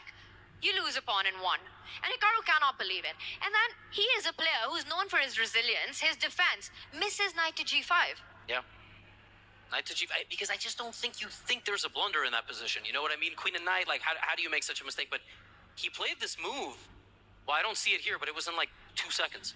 He obviously prepared something like this and this, or one of these attacks. That was his idea. And I just don't know, Tanya. I just don't know. He could have moved the queen anywhere, Levy, just defending that d5 pawn. And here we are, down a pawn. He's going to be suffering. But there's still work to be done. Yeah, there is. But, you know, at some point, you know, Dennis is going to start turning. And again, it's the time. So Hikaru's down on position and on the clock. And that's the tough thing. If he had 3:30 and Dennis had 2 minutes, your heart rate starts going up. I'm up a minute and a half, and Dennis goes for it. It's a very nice move. But my heart rate would be beating like I'm down to 2 minutes. You know, I have to win this game, but he can just keep slowly applying pressure. And Hikaru cracked against Dennis in low time before. Now he's got the low time and the bad position. It's not looking good. It's not, and even if there's a trade of the knights, it will be Dennis in a queen-pawn endgame who will push this one. Notice now how Black's king doesn't even have a wall on the 7th rank, exposing itself to some checks. But Hikaru had to look for counterplay. Apparently, I'm sorry to interrupt, but that was not the best move. Dennis, that looks to me very natural. But now all the pawns are on the same side. And this is very likely to be a draw, but we might get Dennis flagging Hikaru as revenge for king and rook versus king and rook. That's where we're going. If Dennis forces a draw here, I'm going to be really mad. And Hikaru makes a mistake again under time trouble. That would be just crazy poetic justice right there if that was to happen. And this stage, with so much on the line, this is unbelievable stuff. And Dennis doesn't trade on h5. Instead, he comes back. That was a nice idea for anybody wondering. He was threatening to sacrifice his queen and make a fork there, which Hikaru saw, and now this is a winning endgame. It is a 2 versus 1 pawn advantage. I will just show everybody what exactly we were talking about there. Knight f3, you might be wondering, why not pawn takes pawn? Because if you do that, there is this incredible move. And Beautiful. Dennis, ever the technician, right, the mechanic of the position, is just going to go here. 2 pawns versus 1 is winning in like 99% of pawn endgames, and especially this one, as this pawn would go, the king would go, the pawn would go, and he spotted that. Let's go back to the live board. This one, Tanya, much more dynamic of a game, because there's queens and kings, and you can still create threats, but I think he's just straight up going to flag Hikaru. Whoa, and there are knights on the board, and as long as knights exist, it's going to be tricky, which is why Hikaru unpins his own knight to get it into the game closer towards the white king. Notice how Dennis has this entire camp next to the white king, just making sure there are no checks. Queen beautifully centralized, the strongest square for the white queen on d5. That's where Dennis lands. Lack of coordination between the knight and queen for Hikaru, and I love this move. Levy just takes away jumping squares from Hikaru's knight. Yeah, it's a very nasty move. If Hikaru's pawn was 2 over to the left, this would be much harder to win, because his king would be safer. The pawns for Dennis would be prevented from moving forward. Hikaru is yelling at himself to make a move. I know that phase. That's like, go. You got 59 seconds. What are you doing? Both guys, 140 heart rate. This is it right here, Tanya. This is really a qualification spot for the finals. I think you're absolutely right. It is this game. If Dennis Lazovic converts this to a full point, making a 2-point lead in the match with 2 games remaining, almost impossible to imagine Hikaru Nakamura coming back in that one. Hikaru has to save this. And Hikaru going for the attack, the attack on Dennis's king. Big threat. Knight f5 comes in with a fork. Yeah, Hikaru can't believe it. He's getting completely outmaneuvered by Dennis, and his pawn is going to fall. He's going to lose the second pawn. Look at him, Levy. He's 40 seconds. He can't find a move. Knight takes pawn. It's just the second pawn. This is it. It is completely winning for Dennis Lazovic. It comes in with a check as well. That's a free move and a free pawn. Dennis's heart rate is 150. He is so close to effectively... Oh, but he's blundered this check, and he's unhappy. And he knows it because the knight and queen are too far away to block Hikaru's check. Has he made miracle happen, Hikaru Nakamura? It is a miracle. This is a real miracle. Dennis Lazovic is going to have to go sprinting around the board with the king. Wow, the white queen and knight attacking the black king, but too far away from its own right now. And it's a free hand to Hikaru's queen to keep checking that white king. This is crazy. This is Hikaru magic. Up the hill, but Dennis has to be careful. There's a black knight on the board as well, Levy. Where does the white king hide? You just go for it. You go all the way to the other side of the board. But just don't go to c4. You would lose your queen in one. You have to be careful of skewers, of checks. King c4, queen a2 will be game over. And now Dennis is only 9 seconds up. He's going king c5. But Tanya, once he walks away from the pawns, they're going to be very hard to protect. Absolutely, and the king does go to the other side just as you predicted, Levy. It's there, it's trying to get closer to its own queen and knight so that the piece is able to block it, but then you'd lose pawns on the way. Queen c6, there's queen takes pawn. Yes, he's trading the queen, he's giving away the pawn. Hikaru doesn't have to take, he could give a check. He does. And Now where's your king going? There's Dennis is only going to go all the way to the other side of the board, and now he has to take the pawn. And he does. He plays the only move, and now Dennis is left with one pawn. Hikaru's right back in it. Wow, the knight was hanging, but there's a stalemate on the board. If you take the knight, the queen sacrifices itself. It keeps And giving he's checks, and you're gonna see this happen. Queen- He go queen c7, take that knight. It's a stalemate. What a finish. Oh my goodness, it's an immortal queen he's sacrificing, and it's a draw. What a moment, what a game, what a finish. I don't think, Levy, I've seen a game like that. Hikaru Nakamura doing Hikaru things at the end. That is just, Hikaru set one final trap. Dennis is unhappy with himself, and for the first time in a long time, he is justified in doing so. Tanya, he was right there. He was right there. He wasn't through, but it was a huge moment for him. What a save by Hikaru. This has to reinvigorate him. This next game is so important. Saving this one, Levy, you feel like the stars are aligning for you. You know, it gives you that hope that you really need at this point. The feel that, you know, you've still got a chance in this game. So close for it all slipping for Hikaru Nakamura. Denis Lazovic, 2 pawns up. A checkmating attack. And then one miss, and Hikaru right back into it. And look at the finish that we have. Hikaru gives up the knight first. Dennis takes it. And after that, Hikaru sacrificing his queen every move of the way. We're going to watch that happen. That was just art on the board. Absolutely. And to be clear, Dennis knew this was going to happen. When Dennis took the knight, he realized, I can't win this game. And Hikaru gets a beautiful finish, holds the draw. Dennis blundered the check about 10 moves prior that started all this chaos. Folks, king and queen endgames, even when you're up 2 pawns, the queen is such a dangerous counter-attacking piece. You have to protect your king. He missed that check. He was so careful, Tanya. And Hikaru saves another game. I cannot believe what we just witnessed. Levy, for me, that was the defense of the EWC this year. That save was the save of the Esports World Cup that we've seen. Fantastic stuff, but it's reset already, and this time Hikaru Nakamura has his final white of the match. I think this could be the game. This could be the game, because I don't think Hikaru is going to play for a win with the black pieces, which means he's going to play for a win with white, which means he could lose. So this really could be the champion, and he goes for the same structure that he went for last time. And I really didn't feel like in this last game that Dennis had any problems to solve. In fact, if it was anything, we saw him maneuvering, shuffling his pieces around to perfection. The d4 square weak. Eventually, we saw all of it fall apart in the center. But Hikaru sticks to plan, and this time he just makes sure that he takes away the g4 square from the knight and the bishop. And once again, Hikaru getting ready to fianchetto his bishop. I'm kind of surprised he didn't go e4 on the first move, because Dennis would have mirrored him, and I think it's easier to maybe get an open game that way. Like I said, maybe the Scotch or something like that, but... Oh, and Hikaru's just unhappy with himself. He didn't throw in pawn to a3. He needed to kick out the bishop, Tanya, because now Dennis got his pawn there instantly with no rook move. And the reason that happened is because Hikaru's knight was pinned on c3, so a bit of a rush there by Hikaru, mixing the move order, gives Dennis early counterplay in this one. Dennis gives up the bishop for the knight, so the first imbalance, Hikaru will have the bishop pair for the game. This is certainly nice if you're trying to play for a win. Bishop versus knight. Problem is, Dennis now has 5 pawns out of his 7 pawns on the dark squares. Anybody watching, you trade a dark squared bishop, you probably need to take control of the game like this. I can't believe the computer thinks like black is slightly better. I don't even understand. Like, it feels with all the flexibility, you're going to push some pawns forward at some point, and then you're going to open up the position. The bishops are going to be happy. Oh, this is tough. I mean, Hikaru hasn't had a better position in 4 games. And I agree with what you said earlier, that it feels like this has to be the moment for Hikaru. Game 5, his final white. He's trailing by a point right now. The final game will be Dennis's white, and he hasn't had a single problem. No. It's this or not for Hikaru Nakamura. It was the same when Magnus played earlier against Nihal. I've seen Magnus have white in a must-hold game in a situation where a draw qualifies him to the next round. he like never loses. Like he never make a mistake. Always makes the game a draw at least. So Hikaru's got to go for it. How do you? But there's no way to go for it against Dennis. I'll tell you one way you want to go for it is break in the center. Yeah. D4 has to be on your agenda if you're Hikaru right now. You're also looking at the black bishop and the knight beautifully placed to walk into a fork. I'm expecting D4 sooner than later. Yeah, D4 now. Immediately you weaken the square on C4. Dennis is going to put his bishop there.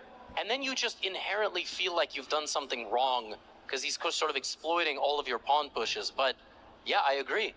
Like, if you don't place the D4, what else can you do? The only way that I see that would justify not going for the central pawn break right now is preparing it further. Bring your bishop out either in front of the rook, either in front of either of the two rooks that we have right now, E3 or B2, and then get ready to push the D pawn, but it has to be around that central break. Your bishop pair is only as strong as the open diagonals that you create, and that means pawn breaks. Absolutely. And Hikaru he's unhappy with the position. He has been wincing throughout this match. I've never seen a match where Hikaru Nakamura, game after game, is down on the clock. From the start to the end. No, Dennis is a monster. He's so strong. And I said it, I think, in a recap yesterday. If he got to play more over the board chess, all his ratings would be above 2,700. Classical, rapid, and blitz. And he just doesn't have an opportunity. So you look at him, you're like, oh, 26, whatever his over the board rating is fake. Like, absolutely fake. Okay, D5, and there it is. Hikaru's playing possum. Dennis makes every possible improving move again. We have seen this for like 2 hours now. And now he makes the break. And again, that just speaks of his maturity as a player. He never rushes with these decisions, with these breaks. It's always just optimizing every single piece, making sure they are at their maximal spot before going for a committal decision like the one D5. It's Dennis to the center first. He can think about moving the queen up as well. Again, I'm going to point out for everyone watching that pawn on A3 that Hikaru has. It was exactly the weakness in that game that we were earlier referencing to. Black can always realign his rook on the A file. The queen can step ahead, hitting that A3 pawn right now. And Hikaru's got that problem to solve. Absolutely. He might have to move the rook back, but that just looks sad. Because then he takes his eye off of the pawn that the rook is looking at right now. Right? So I don't know. This is not nice. This position is not nice. Okay? That's one way to solve the problem. Yeah. You get rid of it.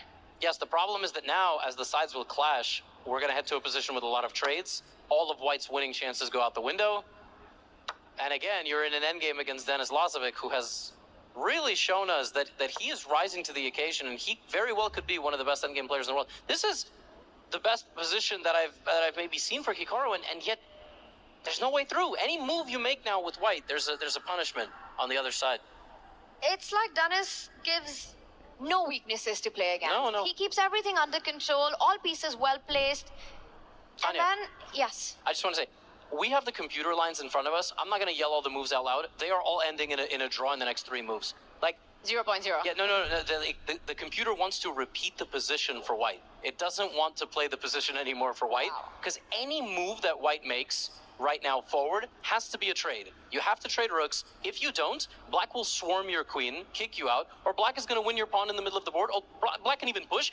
Tanya, there's a pawn on H3. Bottom right-hand corner. Like, he can't take it now, but if you kicked away the white queen, you take it on the next move. Hikaru literally has to trade. Look at his face. He knows.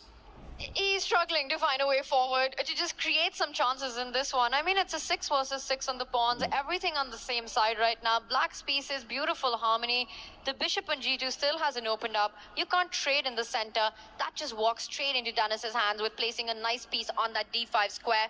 Hikaru, he's going to be forced to get the rooks off the board. He really wants to keep the majors on the board.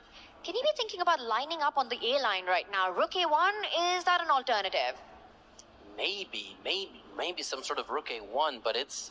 I'm just relying on the fact that the black queen is overloaded. You can't immediately pick up the H3 pawn. Notice how the knight on C6 is hanging as well. Maybe we can pull up an analysis board just for a second, because Hikaru's deep in thought and we just show it here. Like, look, effectively, this is a hot spot. And that's a hot spot, and this is a major problem, because the queen can't stay guarding this, attacking this, and then also White has to guard that. So the fact that this is happening on the next move, that's what Hikaru's looking at. You might have to take. Then the bishop comes. This is a problem. You weaken this forever. You lose a center pawn, which you don't want to do. It's a very difficult position. That's why he's down nearly 3 minutes on the clock at this point, 2.5. And I'm going to show one of the repetitions that you were earlier alluding to. If you go rook a1 and trying to be ambitious by keeping the majors on the board, black can, in fact, start chasing the queen.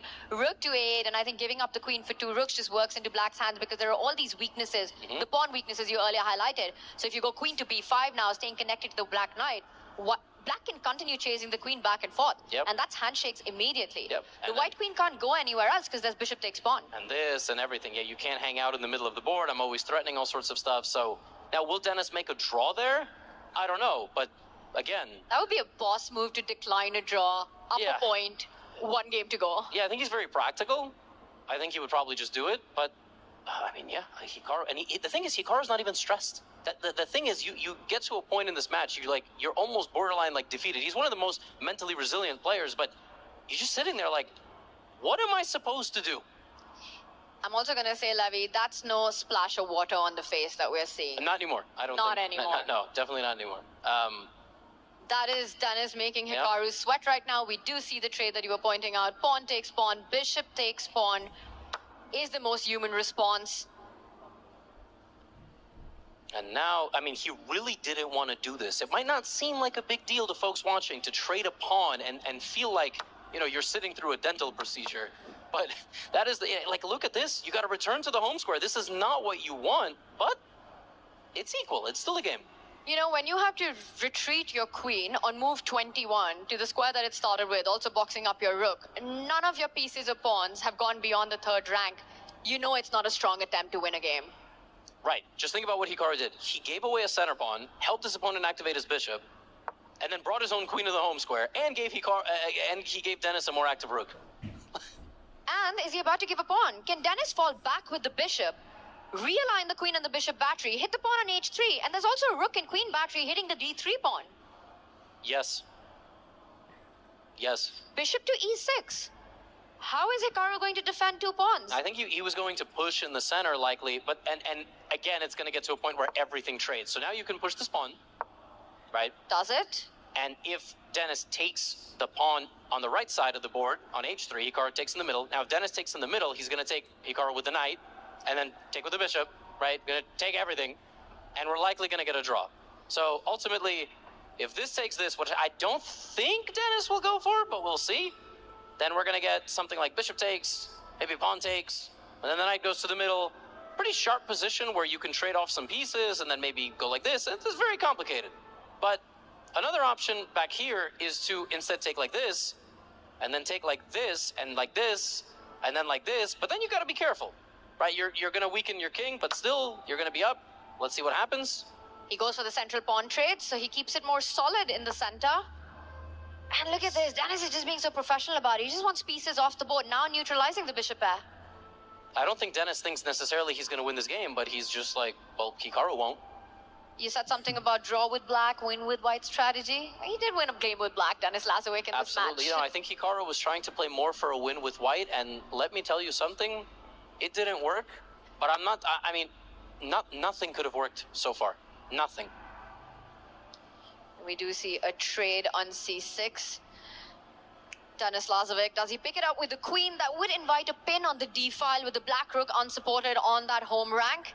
He could go bishop takes knight as well. He goes with the queen. Unafraid is Denis Lazovic of rook to d1. Yeah, this is just... White cannot accomplish anything in this position. Nothing at all. The bishop's just beautifully defended at the center. I would say taking that pawn on c3, that requires guts. Yeah, although for sure. I don't see an immediate refutation to it. Queen takes pawn, but I love how Denis is just keeping everything defended. See how the knight supports the bishop, the queen supports the bishop supports the queen. Now the queen also supports the rook. Everything codependence, beautiful harmony. Takes the bishop, you could also take it with the rook, get the rooks off the board. Interesting moment. Will Denis offer a trade of rooks and sort of happily go to an endgame, knight versus bishop? Or will he play more for a win? Denis is looking at the clock too, being like, I'm up 2.5 minutes. Takes with the rook. Again, very professional. He could have taken with the knight. We would have had some attacking chances. But we're not getting any of that. It's Hikaru who needs to keep more pieces on the board for those chances, and he denies the rook trade right now. He's threatening to, at least hinting at destroying a black's pawn formation on the right side. Dennis says, I'm going to pin your bishop. There's a threat on the board. The c-pawn about to triple down on the pin and win it. Yeah, I mean, if Hikaru blunders that, you know that it's, this is not the peak form. He doesn't. He steps away from that pin. And now bishop takes knight is a real threat. By the way, the queen can take the pawn on h3. I completely forgot about that pawn. Like, but it doesn't matter, because if you go for that, I play bishop takes knight, and I think Hikaru completely understands that that endgame is a draw. But, I mean, this move is a draw offer already. Queen takes pawn. There are all these ideas of giving a check. The king stepping up, taking the knight, queen checks, but I think at the end of it all, once the dust settles, black has enough defensive resources to make sure that there's not a hanging rook at the center. Yep, exactly. And maybe we can bring up that line right now. Yeah, sure. To give a check, to take that pawn on h3, you give a check on a8, first forcing the black king on h7, and it looks like white is about to win the queen. Happening. It's happening. We might see this being played out. It's happening. All right, let's just go back to the live board. Fantastic. So in this position, if you play pawn takes bishop, and it looks like there's a check just directly in the middle of the board, king is under attack, rook is under attack. All of that is true. In fact, it is a fork. I don't even know if this constitutes a fork because you can defend against it. That's a whole other question. But yes, queen check, you block. With the rook or the queen. You could block with the queen, and he does it. He's up a pawn right now. Hikaru isn't winning this endgame. Maybe not with the rook, because there would have been some queen infiltration. But anyway, yes, Hikaru's not winning this. There were ideas of the g-pawn moving up the board, queen going up the board with checkmating ideas. And this is 4 versus 3. This is what we call a position for 2 results. Yeah, for sure. For black, of course. It's a position with 3 results for white. Maybe. But yes, 2 results. Black can only win or draw this. Now, the major reason this isn't just like a major issue, or it's about to become a major issue, actually, for white, is the doubled f-pawn for Dennis, which he's now looking to maybe give away. Dennis has those doubled f-pawns. Tanya, this is very tricky, actually. If Dennis manages to push that doubled pawn forward, sacrifice it, and make a pass pawn on the outside of the board, actually, this is terrible for Hikaru. His king can't even walk to the right side. I'm actually surprised, Levy, that the bar still remains level in this position, because that line looks incredibly terrifying for white right now. Hikaru hates his position. He's been shaking his head the whole game. He wants the rook to defend and fight against that h-pawn. And therefore, your idea on the board, Dennis is giving that pawn back to create a passer. Absolutely, but it's still even, because Hikaru, great defending. He doesn't go back down to the first rank of the board. He goes the other way to the 8th rank. He's going to defend from the other side. Levy, Hikaru has to win a game. Defending this is not enough. I know, but he's got one last game, and then he's going to go for it, right? At least he's not going to lose. That would just be match over. If actually Dennis wins this game, Dennis is through to the finals. Dennis through to the finals, yeah. Let that sink in. King f5. Now, yep. And... Whoa! And Hikaru's sacrificing the pawn. He's forcing it. You can take it. And the king is cut off. The white king cannot come to defend. This is, yeah, it's a losing endgame. Now, obviously, Hikaru's gone for this because he thought he had to. But his king is cut off. Dennis is just going to bring his pawn forward and his king. Levy, Denis Lazovic, the 19-year-old, the youngest player remaining in this field, is about to go through to the finals. In typical fashion, and without giving Hikaru a single inch, or we are in Paris, centimeter of breathing room. This is unbelievable. Hikaru's giving up. The black rook cuts off the white king. The black king assists the black pawn, which is going up the board. This is the final few moments of Hikaru Nakamura's run at the EWC.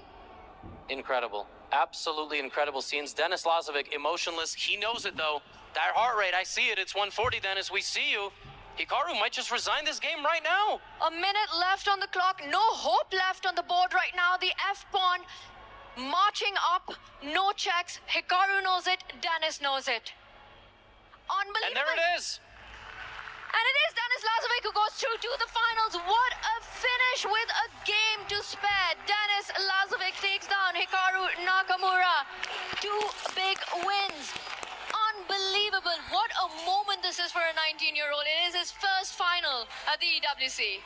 Every event that he plays on the biggest stage, he just gets better and better. He did as best as he could over there in Paris, and now he defeats Hikaru once again in a match, slightly different format, but he gets the job done. Hikaru didn't have a chance today. Denis was just incredible. Just look at him and remember the name, Denis Lazovic. It was at the Speed Chess Championship in February. He took down Hikaru Nakamura to book a ticket to Paris to make it to EWC. And today, on the biggest stage, he once again wins a best of 6 to book a spot into the finals. I saw a smile. I saw him smile just a little bit. He sits back down. He's going to have to obviously do the key crush, but just amazing scenes. We hear applause for both players, but what can you do?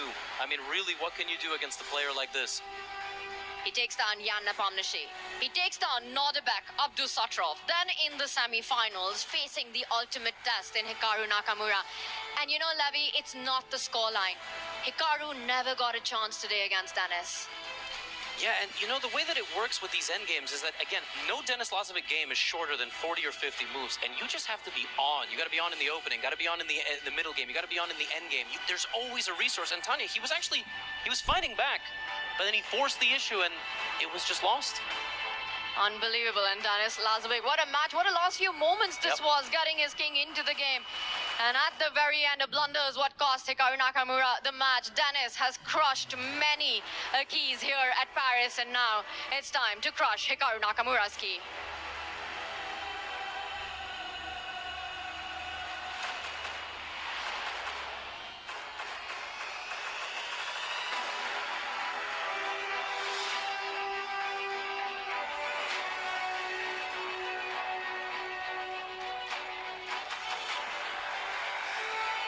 Wow, what an incredible semi-finals. Denis confirms his spot in grand finals, and it's time to proceed to the key exchange as Hikaru Nakamura must give his key up to the rightful victor of this match. Do we have the key for Hikaru? Yes, it is time, please. But as Hikaru has to bow out of the stage, please can I have a round of applause for Hikaru Nakamura?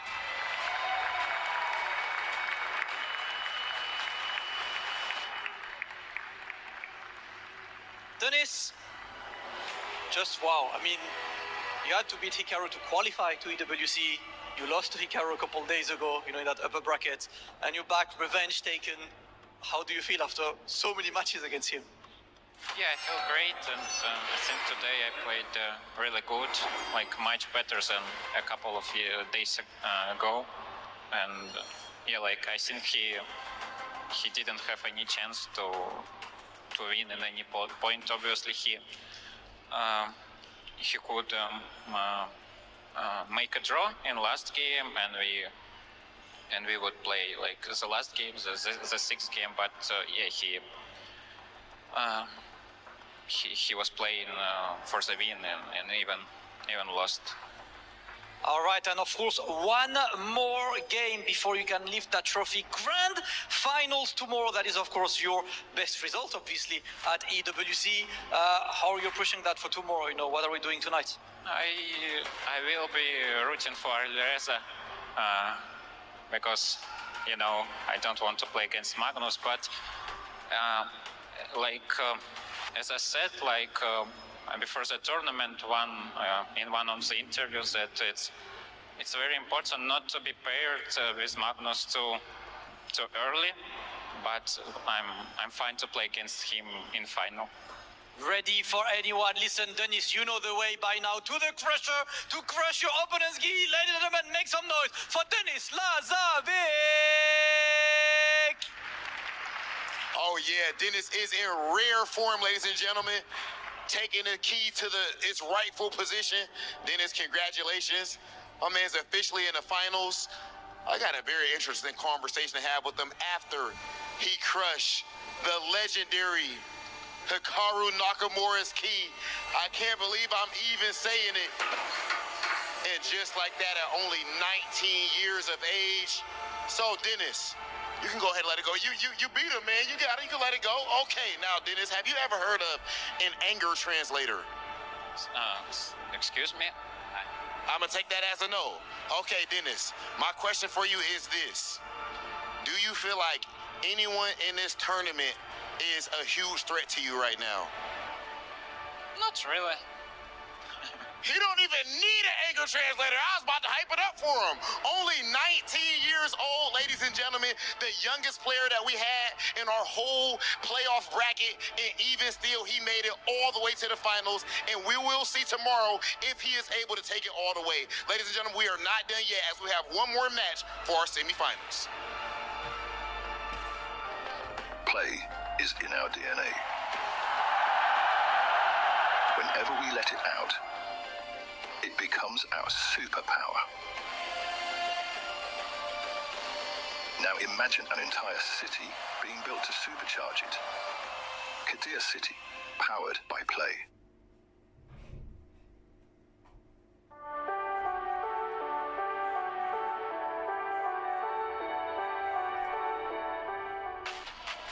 Well, now we had two Falcons, now we only have one, as one of the Falcons' wings has been clipped. Hikaru Nakamura falls down to the lands of, well, I guess crushed defeat, as Denis Lazovic takes him down, representing AGAL. The young gun, 19 years old. He's already beat him before, whenever it came down to the Speed Chess Championship, and he does it once again on the EWC stage. Just to reiterate, for Denis Lazovic, this is his first ever EWC, and now he finds himself in the grand finals. The question is, who does he play? Alireza Firouzja, Magnus Carlsen, well, we are going to be watching that just a little bit. But Denis Lazovic, Nemo, going into it, we gave our prediction. We said who we thought our favorite was, and, well, it came to fruition.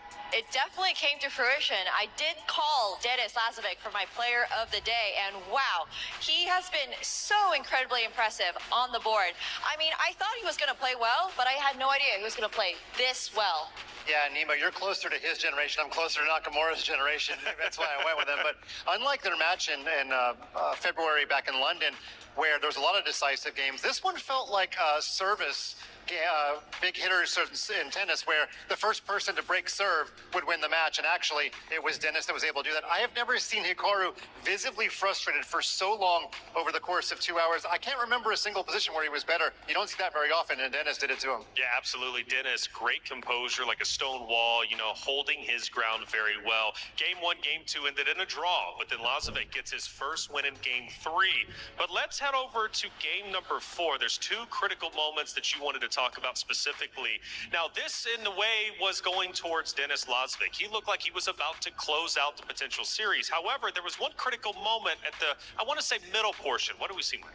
Yeah, the game was starting to simplify a little bit, and Nakamura just let his guard down. In fact, the minute he made this move, queen over to f6, he actually gave a tell that there was a tactic on the board. I don't know if Denis was looking at Hikaru. I think Denis's face was buried in his screen, but didn't take Denis long to find it, and didn't need the tell, because queen a8 check forks the king and the pawn on d5, and then it was Nakamura having to defend for the next 50 moves or so. And importantly, Denis was ahead on the clock, by the way, this entire match as well. Yeah, so we call it a poker face, right? Obviously, this is chess, but Hikaru did, in fact, have a tell. Now, they're pretty far away from each other whenever it comes to one screen versus the other screen. But Hikaru makes this mistake, makes this bit of a blunder, and then he gives it away, right, by looking down. And this was that moment, right? He looks around, the screen's still blocking him, but then I think there was a point where he actually went off screen where he could be seen. But he's a very, very, emotional kind of guy, right? Especially, where's the emotion on his face? And in this moment, when he makes that mistake, Denis Lazovic, who knows, might have been able to look over and say, ha, a mistake was made. With how well Denis Lazovic is playing, I'm not sure he needed to read Hikaru's face to find queen to AA. But regardless, it certainly held his position, and he was completely winning in that endgame, being up 2 pawns at the very end there with queen and knight versus queen and knight. But Denis, with the 2 extra pawns, obviously had the opportunities to make more queens. Okay. Unfortunately, that didn't happen. Didn't happen, and we actually ended with a draw. Now, walk me through how we got to that point, right? Because Hikaru finds a way to go from losing to at least keeping an even kill. Yeah, remember back earlier in the tournament, Nakamura almost fell victim to the stalemate trick that Esipenko said and gave him the Dikembe to Mutombo. This time it was Nakamura who did the mad queen. The queen gives herself away because Nakamura's last piece, and then Nemo, what happened here? Well, unfortunately, if you do take that queen, it is a stalemate.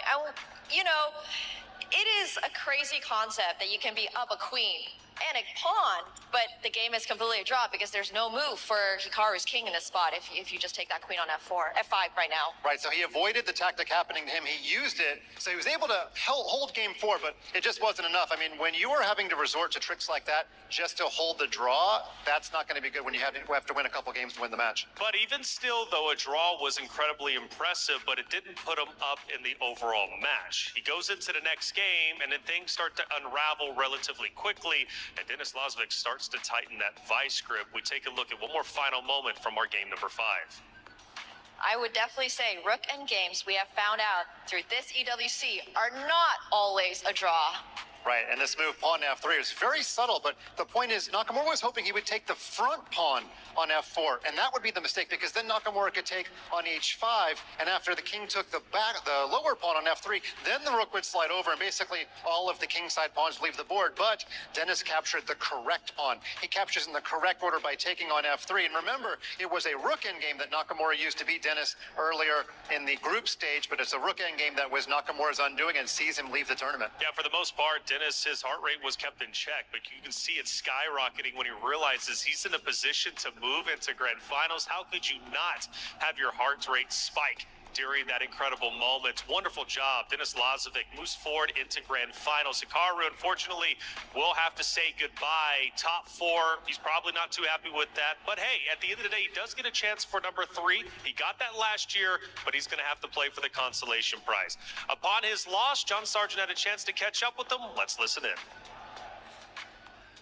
Hikaru, sorry we're chatting in these circumstances, although a very entertaining match to follow. It looked like things were very tense in games 1 and 2, and then suddenly everything opened up. Denis was material up, I think, in both games 3 and 4 at some point. Talk us through the match. Yeah, I mean, obviously the first 2 games, I'm trying to remember what the first game was. You know, the first game I kind of did something that wasn't wonderful. I knew that in the opening I should have played this 95 move, but I couldn't remember, so I didn't want to go sack a pawn and have to figure out over the board, basically spending a lot of time. And then I was probably worse. Maybe it was okay. It wasn't a great game, but I got the draw. Second game was not really a game. It was just a dead draw from the opening. And the third game, of course, was a critical game where it was a pretty balanced position, but I made one really bad move. I put my knight on e1 instead of d2, and once he got this bishop c4 move, bishop d3, I mean, I'm sure a computer would say it's fine for white, but the game has started going the wrong direction, and then, yeah, Denis converted. So, you know, that game, unfortunately, I played one bad move, and I got punished for it. Game 4... probably should have been a boring draw, and then, you know, and then I started thinking, and then I had this horrible, like, basically, I saw the wrong position in my head, because when I spent, like, maybe a minute on, was it rook takes a1, I can't remember, whatever it was, like, I basically calculated something like knight c5, knight d4, queen f6 there, and then I played, then after rook a1, knight d4, I played queen f6 anyway, and blundered queen a8, and, I mean, I should have lost that game, but I got a miracle, and was able to draw that. And then the 5th game, again, pretty balanced, but I spent 5 minutes on one move, and I mean, in this time control, you can't do that. Probably I could have made a draw later, but, you know, it is what it is. So, yeah, I mean, he deserved to win. I mismanaged my time, and I didn't play my best chess, and so, yeah, congrats to Denis. Now, job's not done. 3rd place match tomorrow. You're facing either Magnus or Alireza, no matter what. So, plenty of prep going into tonight as well still. No, I mean, there's no prep. I mean, I play chess tomorrow, and we'll see how it goes. You know, it's disappointing, obviously, to finish this way, but unlike most of my, I feel like, recent losses, I really do give credit to Denis, because you know, I can say I didn't play my best chess, but he found some very, very good moves at critical moments. He was extremely solid, and so you know, it's not something where makes some huge blunder, and it's like, oh my God, I lost someone who didn't play as well. I mean, it's very, very deserved. So yeah, he played great, and we'll see how he does tomorrow against Magnus. Thank you, Hikaru. Good luck tomorrow. Sure. Thank you.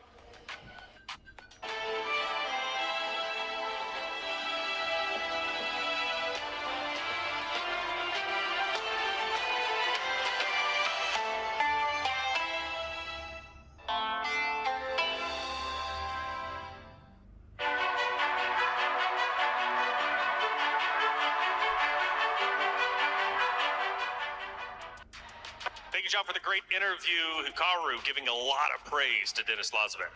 Yeah, and if you don't think chess is a sport or an e-sport, check out the perspiration on his face.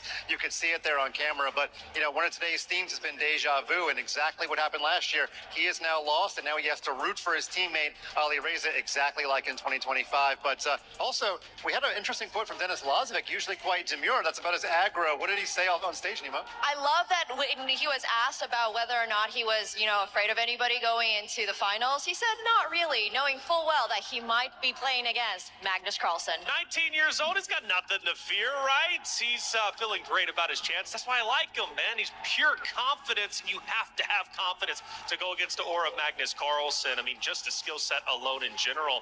You look, it's a young generation, and Denis Lazovic could very well be lifting that trophy tomorrow. But we don't even know if it's going to be Magnus Carlsen. It could also be Ali Reza as well, right? He can take it too. Now, for the Club Championship update, like I said, week 6, things are getting crazy at the top. AGL is looking great. And speaking of which, Trav caught up with a special guest for a Club Championship update powered by Aramco. I'm here with the COO of AGL, Eddie. Pleasure to meet you firstly. I think it's fair to say you're in a great position when it comes to the club championship so far, sitting right at the top. Yes. But this week that kind of gap has closed down quite a lot. So how do you feel going into this the last 2 weeks, I should say? Yes. And what's your kind of preparation looking like at the moment? So I think these 2 weeks are very exciting for us and also for a lot of the other clubs. And we can see like we have, because this year we have like so many titles participating in. So we like invest into more into the different roster, and we want to be like performing better than the last year. So focusing in a little bit more on chess, obviously this is the first year you've been in the game, and you picked up Denis Lazovic. What was the kind of thought process behind that? Okay, so chess is a new game to us, and also because of the EWC, we want to expand our roster into more different game. And this year, we are so happy that Denis to join us together, and we think he's a very good player with a high potential, and he's also very young. So we also like want to give him more support in the future. So I think there can be like a very good partnership between us. So we've kind of seen you popping up in a few more of these single-player games. It allows you to diversify, pick up a few more players. Is there any plans of that in the future for chess, let's say for 2027? Do you expect to pick up a few more players to higher your chances of getting some championship points? Yes. So I think definitely we will like increase the investment and also to expand our rosters into different games. And because there is also a very good chance for us to like get more players in the solo games. So we will will scout for more good talent players and then to increase our roster in the future. Oh, lovely. Thank you very much, Eddie, and good luck in the rest of the esports world. Thank you. Trav, thank you for that great interview. Always great to have special guests for AGAL. Come on, how could they not be happy? They've already scored 750 club championship points as Denis Lazovic moves forward, but maybe getting 1,000 if he can win the entire thing. Big moves, taking a big risk. Now, I don't know if you guys had a keen eye or not, but if you were to look right in between the both of them during that interview, there was a special chessboard behind them. Hey, check it out. A lot of special things coming your way.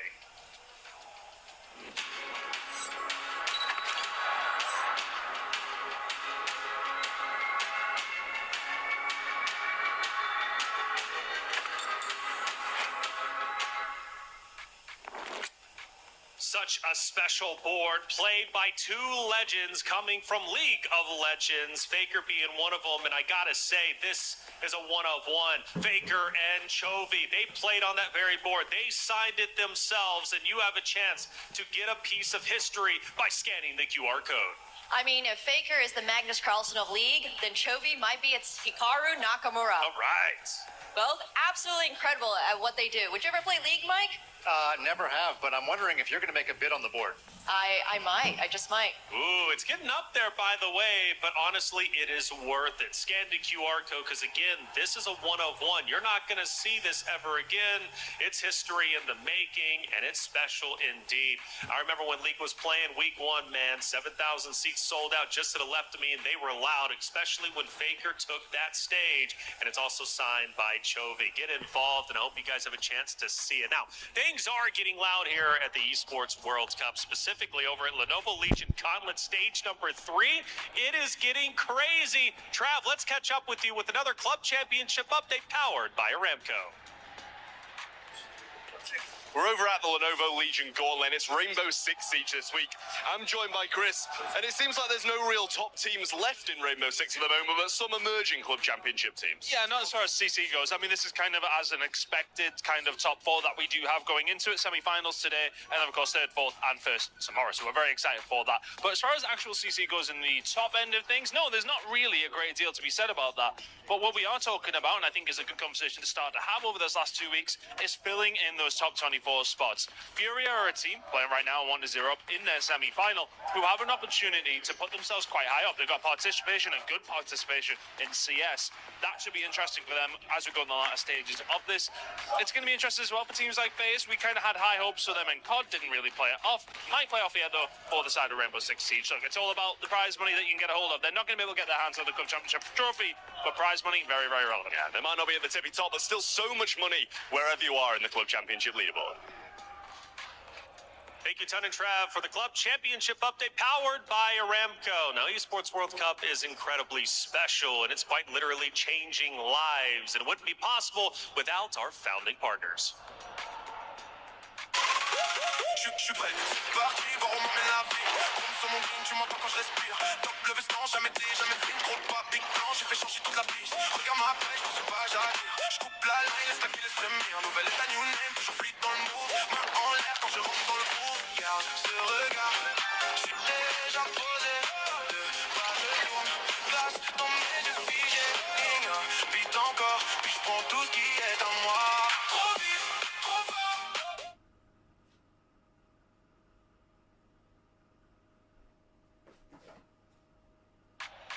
Magnus Carlsen about to take the stage, but opposite of him is Alireza Firouzja, the last Falcons' chance to make it into grand finals, or will it be Team Liquid? But for Firouzja, he's got great mental fortitude, and Allianz wanted to catch up with him for the mental fortitude piece.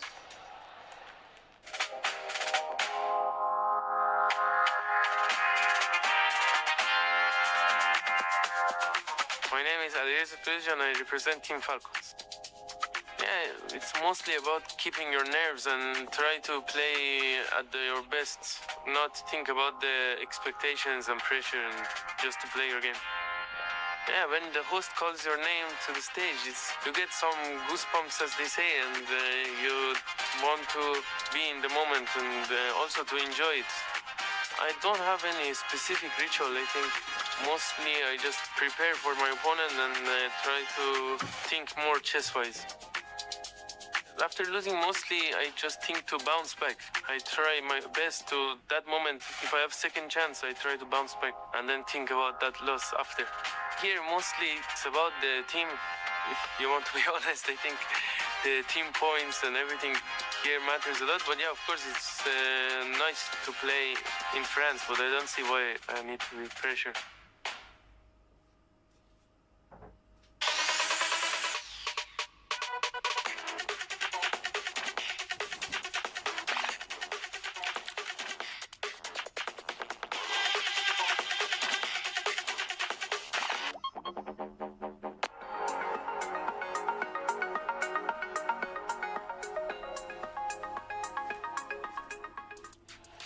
Denis Lazovic just earned a spot in the grand finals, but one more spot remains, and there's 2 competitors gunning for that opportunity, and it's Alireza Firouzja, Magnus Carlsen, 2 Titans and grand finals from last year's EWC, and it's a rematch, though. The question is, will it go the other way? Let's talk about the competitor of Magnus, Alireza Firouzja, and what makes him so good. Arguably second in the world, second best when it comes to this, at least competition, and he's looking to go for gold this time. Yeah, as Nemo said earlier today, very aggressive player, and I think he's figured something out since Riyadh last year. Remember, he lost in straight sets, but then he actually made it very close at the Speed Chess Championship Finals in London. He only lost 15-12, showing that he's nearly Magnus's equal. And here's the stat I want to give you from that event. They played 27 games, 19 were decisive, almost a 70% decisive game percentage. I think he needs to play a little bit more solidly and not go crazy against Magnus like in London, but it did get him closer. We're going to see what kind of style he shows today. That's right. Well, only 23 years old, arguably hasn't even hit his peak yet, but already making history himself. Last EWC was a new experience. Now he's back for a second EWC, and that valuable experience from last year is going to carry over to today's competition. But Magnus Carlsen, he is the guy everybody wants to beat. He is the champion from last year, and he's looking to do it again. For sure. He was coronated last year. This year, he is here to defend. I mean, this is the rematch of the 2025 EWC Grand Final, and he won 2 sets straight against Alireza. How do you think he's going to do this year?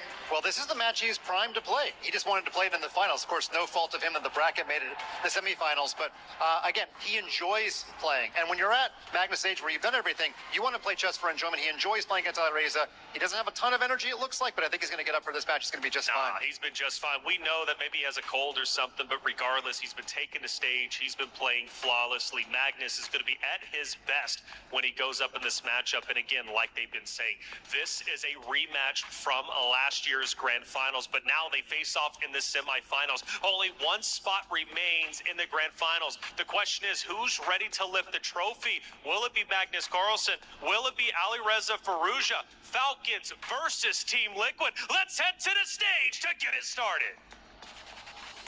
Incredible there as a complete new player. Just went to the Grand Finals, not there last year. Qualified the Grand Finals, Denis Lazovic, and now it is time for a remake of last year's Grand Finals, Rob. I mean, that semifinal was absolutely phenomenal. Only 19 years of age and just slicing through the competition with reckless abandon. That said, ladies and gentlemen, it is about time for us to start up our next match. Please welcome to the stage, representing Team Liquid, Magnus Carlsen. To beat a man, you've got to beat the man. And in this arena, that is Magnus Carlsen. The pressure of being the favorite is always on his back. But when it matters most, when his back is up against the wall, he always seems to pull through. He already made history last year by becoming the first EWC champion in chess, and he is now trying to do it 2 times in a row. Oh, looking for a back-to-back, but you know what? You don't go to a back-to-back without repeating that back-to-back Grand Finals from last year. And his opponent represents France, so we need to do that intro in the local language. Faites du bruit pour Alireza Firouzja! Le grand maître français qui représente l'équipe Falcon. 2 Armageddon le premier jour. Il a battu Hans Niemann tout à l'heure. Il représente les Falcons. 23 ans. Et c'est sa 2e fois à l'eSport World Cup. Il était en grande finale l'an dernier. Et il essaye de prendre sa revanche. On a un match exceptionnel. Alireza Firouzja sur la scène. Magnus, first off, that pop was kind of crazy for Firouzja. It seemed like the crowd might be a little bit biased. Does that affect you at all? That's all right. Last year, we were in Saudi and he plays for the Falcons, so it was the same. Okay, and when it comes to Firouzja in general, it seems like you have more respect for him, or at least maybe for his skill, than you do for a lot of your other opponents. Is that fair to say? Yeah, I think he's really, really good. All right, and last thing, going into this match, you have history on the line. You already won EWC before, trying to get back-to-back, 1 step away. Are you feeling confident and up to your game? Yeah, I mean, I'm obviously not at my best right now, but I'm hoping to, give it my best, and we'll see how far it goes. Okay, we will indeed see just how far it goes. Damascus, I'm interested in hearing what Firouzja has to say. Absolutely, Alireza. You were there in Grand Finals last year. This time, you're home. The crowd has been making some noise. How does that make you feel? I feel happy that I reached here, and my path was not easy, so now I'll try my best to put a good fight. All right, and last year, of course, that was the Grand Finals. You come back with revenge in mind. Was that a match that you've prepared for a while? How do you come into this match? No, I just wanted to get to top 4 now. Now everything else is just trying to fight, and we'll see. Hey, you know what? No time to speak, Rob. It is time to kick off the second semifinals. Alireza, can I have you stand there for the traditional pre-game face-off? Rob, certified banger again. Ladies and gentlemen, it is officially time. This is the semifinals, and only one will punch that ticket into the grand finals. It is time for Alireza Firouzja versus Magnus Carlsen. Thank you, guys. We are back with the second semi-final of the day. Magnus Carlsen, Ali Reza Firouzja, a match of the king versus the prince. I mean, we get to see this every single year, but every single time it is so exciting. Tanya, how are we feeling right now? We are pumped, Levy. This is going to be fantastic to watch. One Falcon goes down, the other enters the arena. For Ali Reza Firouzja, it is a spot to the final, but in front of him, the ultimate boss, the final boss of chess. It is the world #1 for Team Liquid, looking to rise at the top. Magnus Carlsen. Now these two, so much history. They've played plenty of finals. And Levy, it has always been dramatic. It has always been filled with fireworks. Magnus Carlsen, when he was the reigning defending champion of the world, said he was maybe not interested in defending his title against literally any other human on the planet. No pressure intended whatsoever with that statement. And now he is here. Now, I have to say, he's been under the weather this week. Let me tell you something right now. This man likes basketball. Michael Jordan, Game 6, is a big inspiration in the playoffs. And don't we know the feeling of the first day, feeling fully rested and recovered? I don't know if that's today, but every day that goes on by these other opponents of his, it could be really bad for them.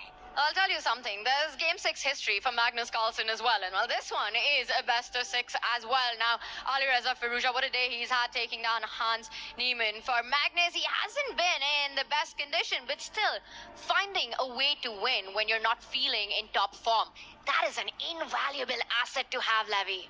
This is going to be a match that really tests the player's stamina, really tests the player's ability to navigate complex positions. It's going to be a complete opposite of what we have seen in the match versus with Hikaru Nakamura versus Denis Lazovic. That was stable. That was waiting for the one moment that would come in 50 moves. These games are going to be imbalanced, complicated, all over the place, and very unpredictable. And that is exactly what Ali Reza Firouzja has to be looking for against Magnus Carlsen. Now, these two played in Riyadh. It was the finals, but I have to say that, Levy, that was a Magnus show from start to finish. He dominated that match. He comes in. I think Ali Reza, the form that he's shown earlier this year in Norway chess, Ali Reza had his first classical win of his career against Magnus Carlsen. He knows it. He's taken him down earlier in speed chess formats as well. The belief is there. This is the biggest stage. And I do think that he senses that Magnus isn't in top form. Very well could be, but I will tell you something right now. Just sitting at these screens, Ali Reza's heart rate is nearly 120 beats per minute. Not a single move has even been made yet. Magnus is getting a little bit more amped up. It just went from 78 to 89. But I can't wait. We're about to get underway here. Magnus with the white pieces. We have Magnus versus Ali Reza. We have Team Liquid versus Team Falcons. And we have a Queen's Pawn opening.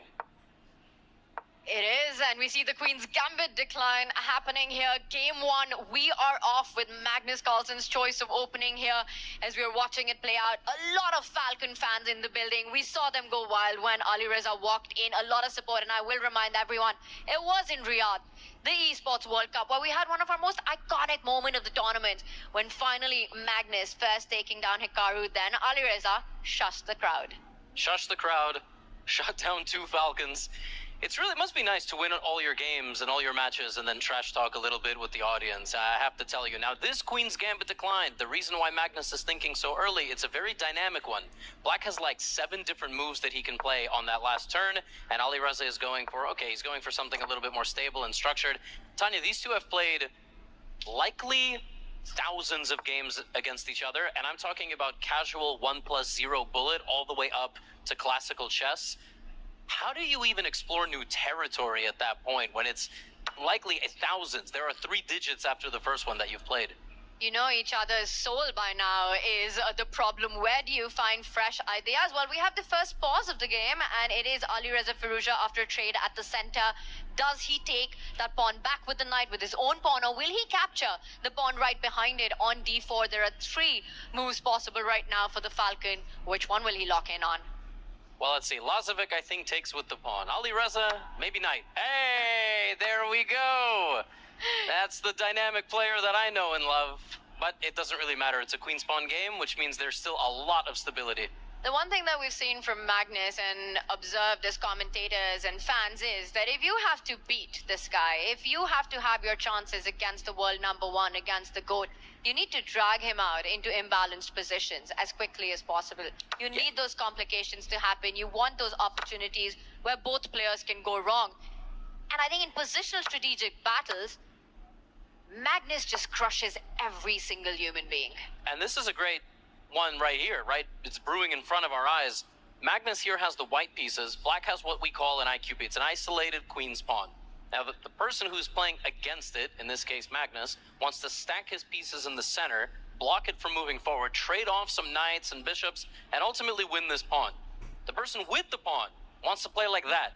Use the space around it, bring the rooks into the middle of the board, and, you know, at some point you could push, but there's going to be a moment that pawn is a nice defensive tool for the knight that lands in the middle of the board. You could then build around it. Sometimes there are opportunities to create some sort of kingside attack, but Tanya, you said this is a positional savant. He's going to trade enough pieces. He's going to put rooks and queens like this. He's going to put a knight, not immediately this would lose a queen. I don't think he's going to do that. And this in the long run, is it an asset or a liability?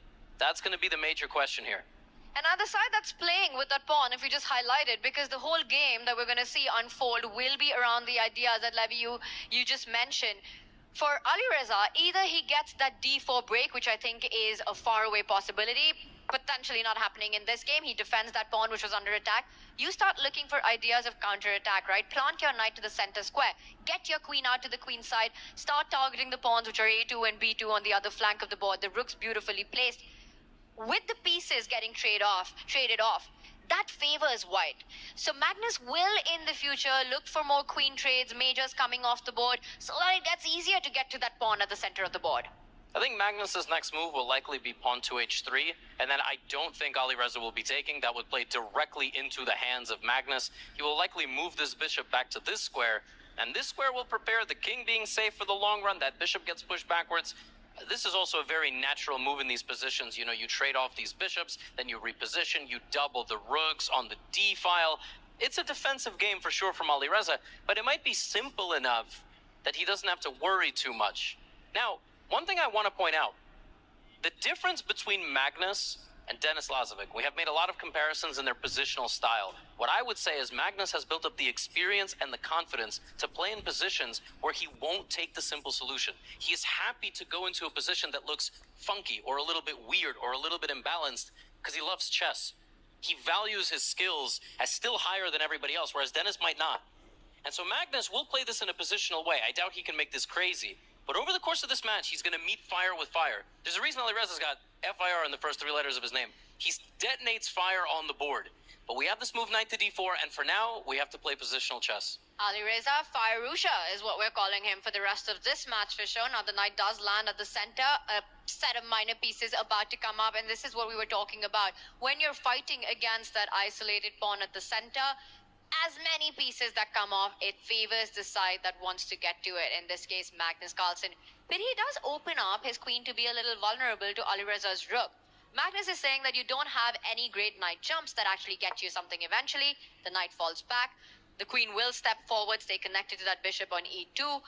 And then eventually we'll have all the minors off the board. Very, very likely that this ends in a draw. And the reason I say that is that, Levy, the principle of 2 weaknesses. You need 2 targets to often win a game, and there's only one easily defended by black. Absolutely. You also might be wondering why there's bishops staring at each other. Let's not forget the black rook was just attacking the white queen. So right now, black has the option to trade the bishop. Honestly, you might be able to get away with that. I would avoid too many trades. I think here there's a question of why can't I move my knight back to c5 and attack the queen? Maybe he's going to repeat moves and make a draw. That's never going to happen. Magnus obviously had something in mind there, but so far this is progress, right? This is progress for the side playing against the isolated pawn. Right now with black, you never take the knight here, ever. Well, now you do if you get the opportunity. Yes. He's doubled down on it. There's also a pin along the e-file. So exactly to your point, what you want is that when you capture that knight, Magnus is forced to take it with a pawn, so that you're not left with any weakness on that open line. Rook c4, a nice multi-purpose move. You're hitting the knight on d4. You're also eyeing a doubling up, maybe even a tripling up on the c line. For anybody wondering, we've been saying, oh, the person playing against the pawn wants to make trades.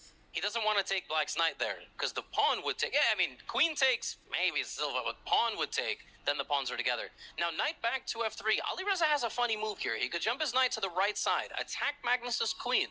Magnus can't take the knight, because then he would lose the queen the other way, to this other piece. Let's have that on the board. Let's show that. Knight to f4. You can't take the knight. I'm forced to move my queen. I don't have so many squares. Let's put it in front of the rook. And I say, what's next? I'm hitting your knight on f4, Levy.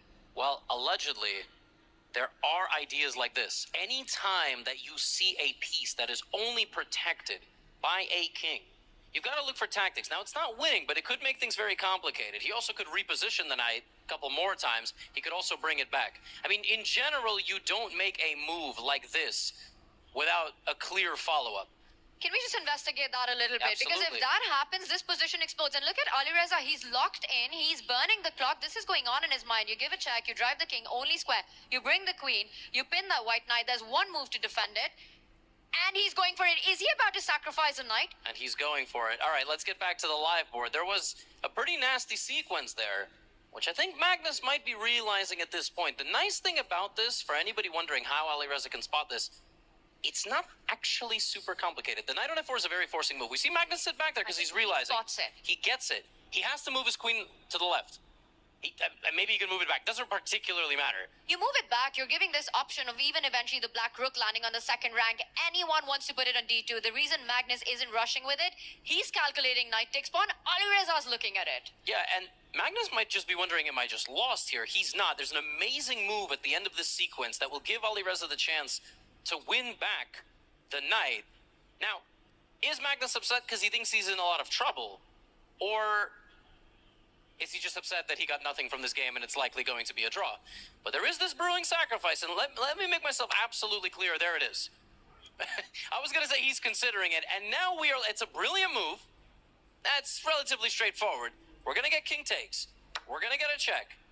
On the board. Absolutely. I don't even have to make a move. All right, Alireza's going to play this in half a second. He could start with this move, but I don't know why you would do that. It's got to be the check, because then you just block out your rook from the attack. Exactly. So you get your rook closer to the white king.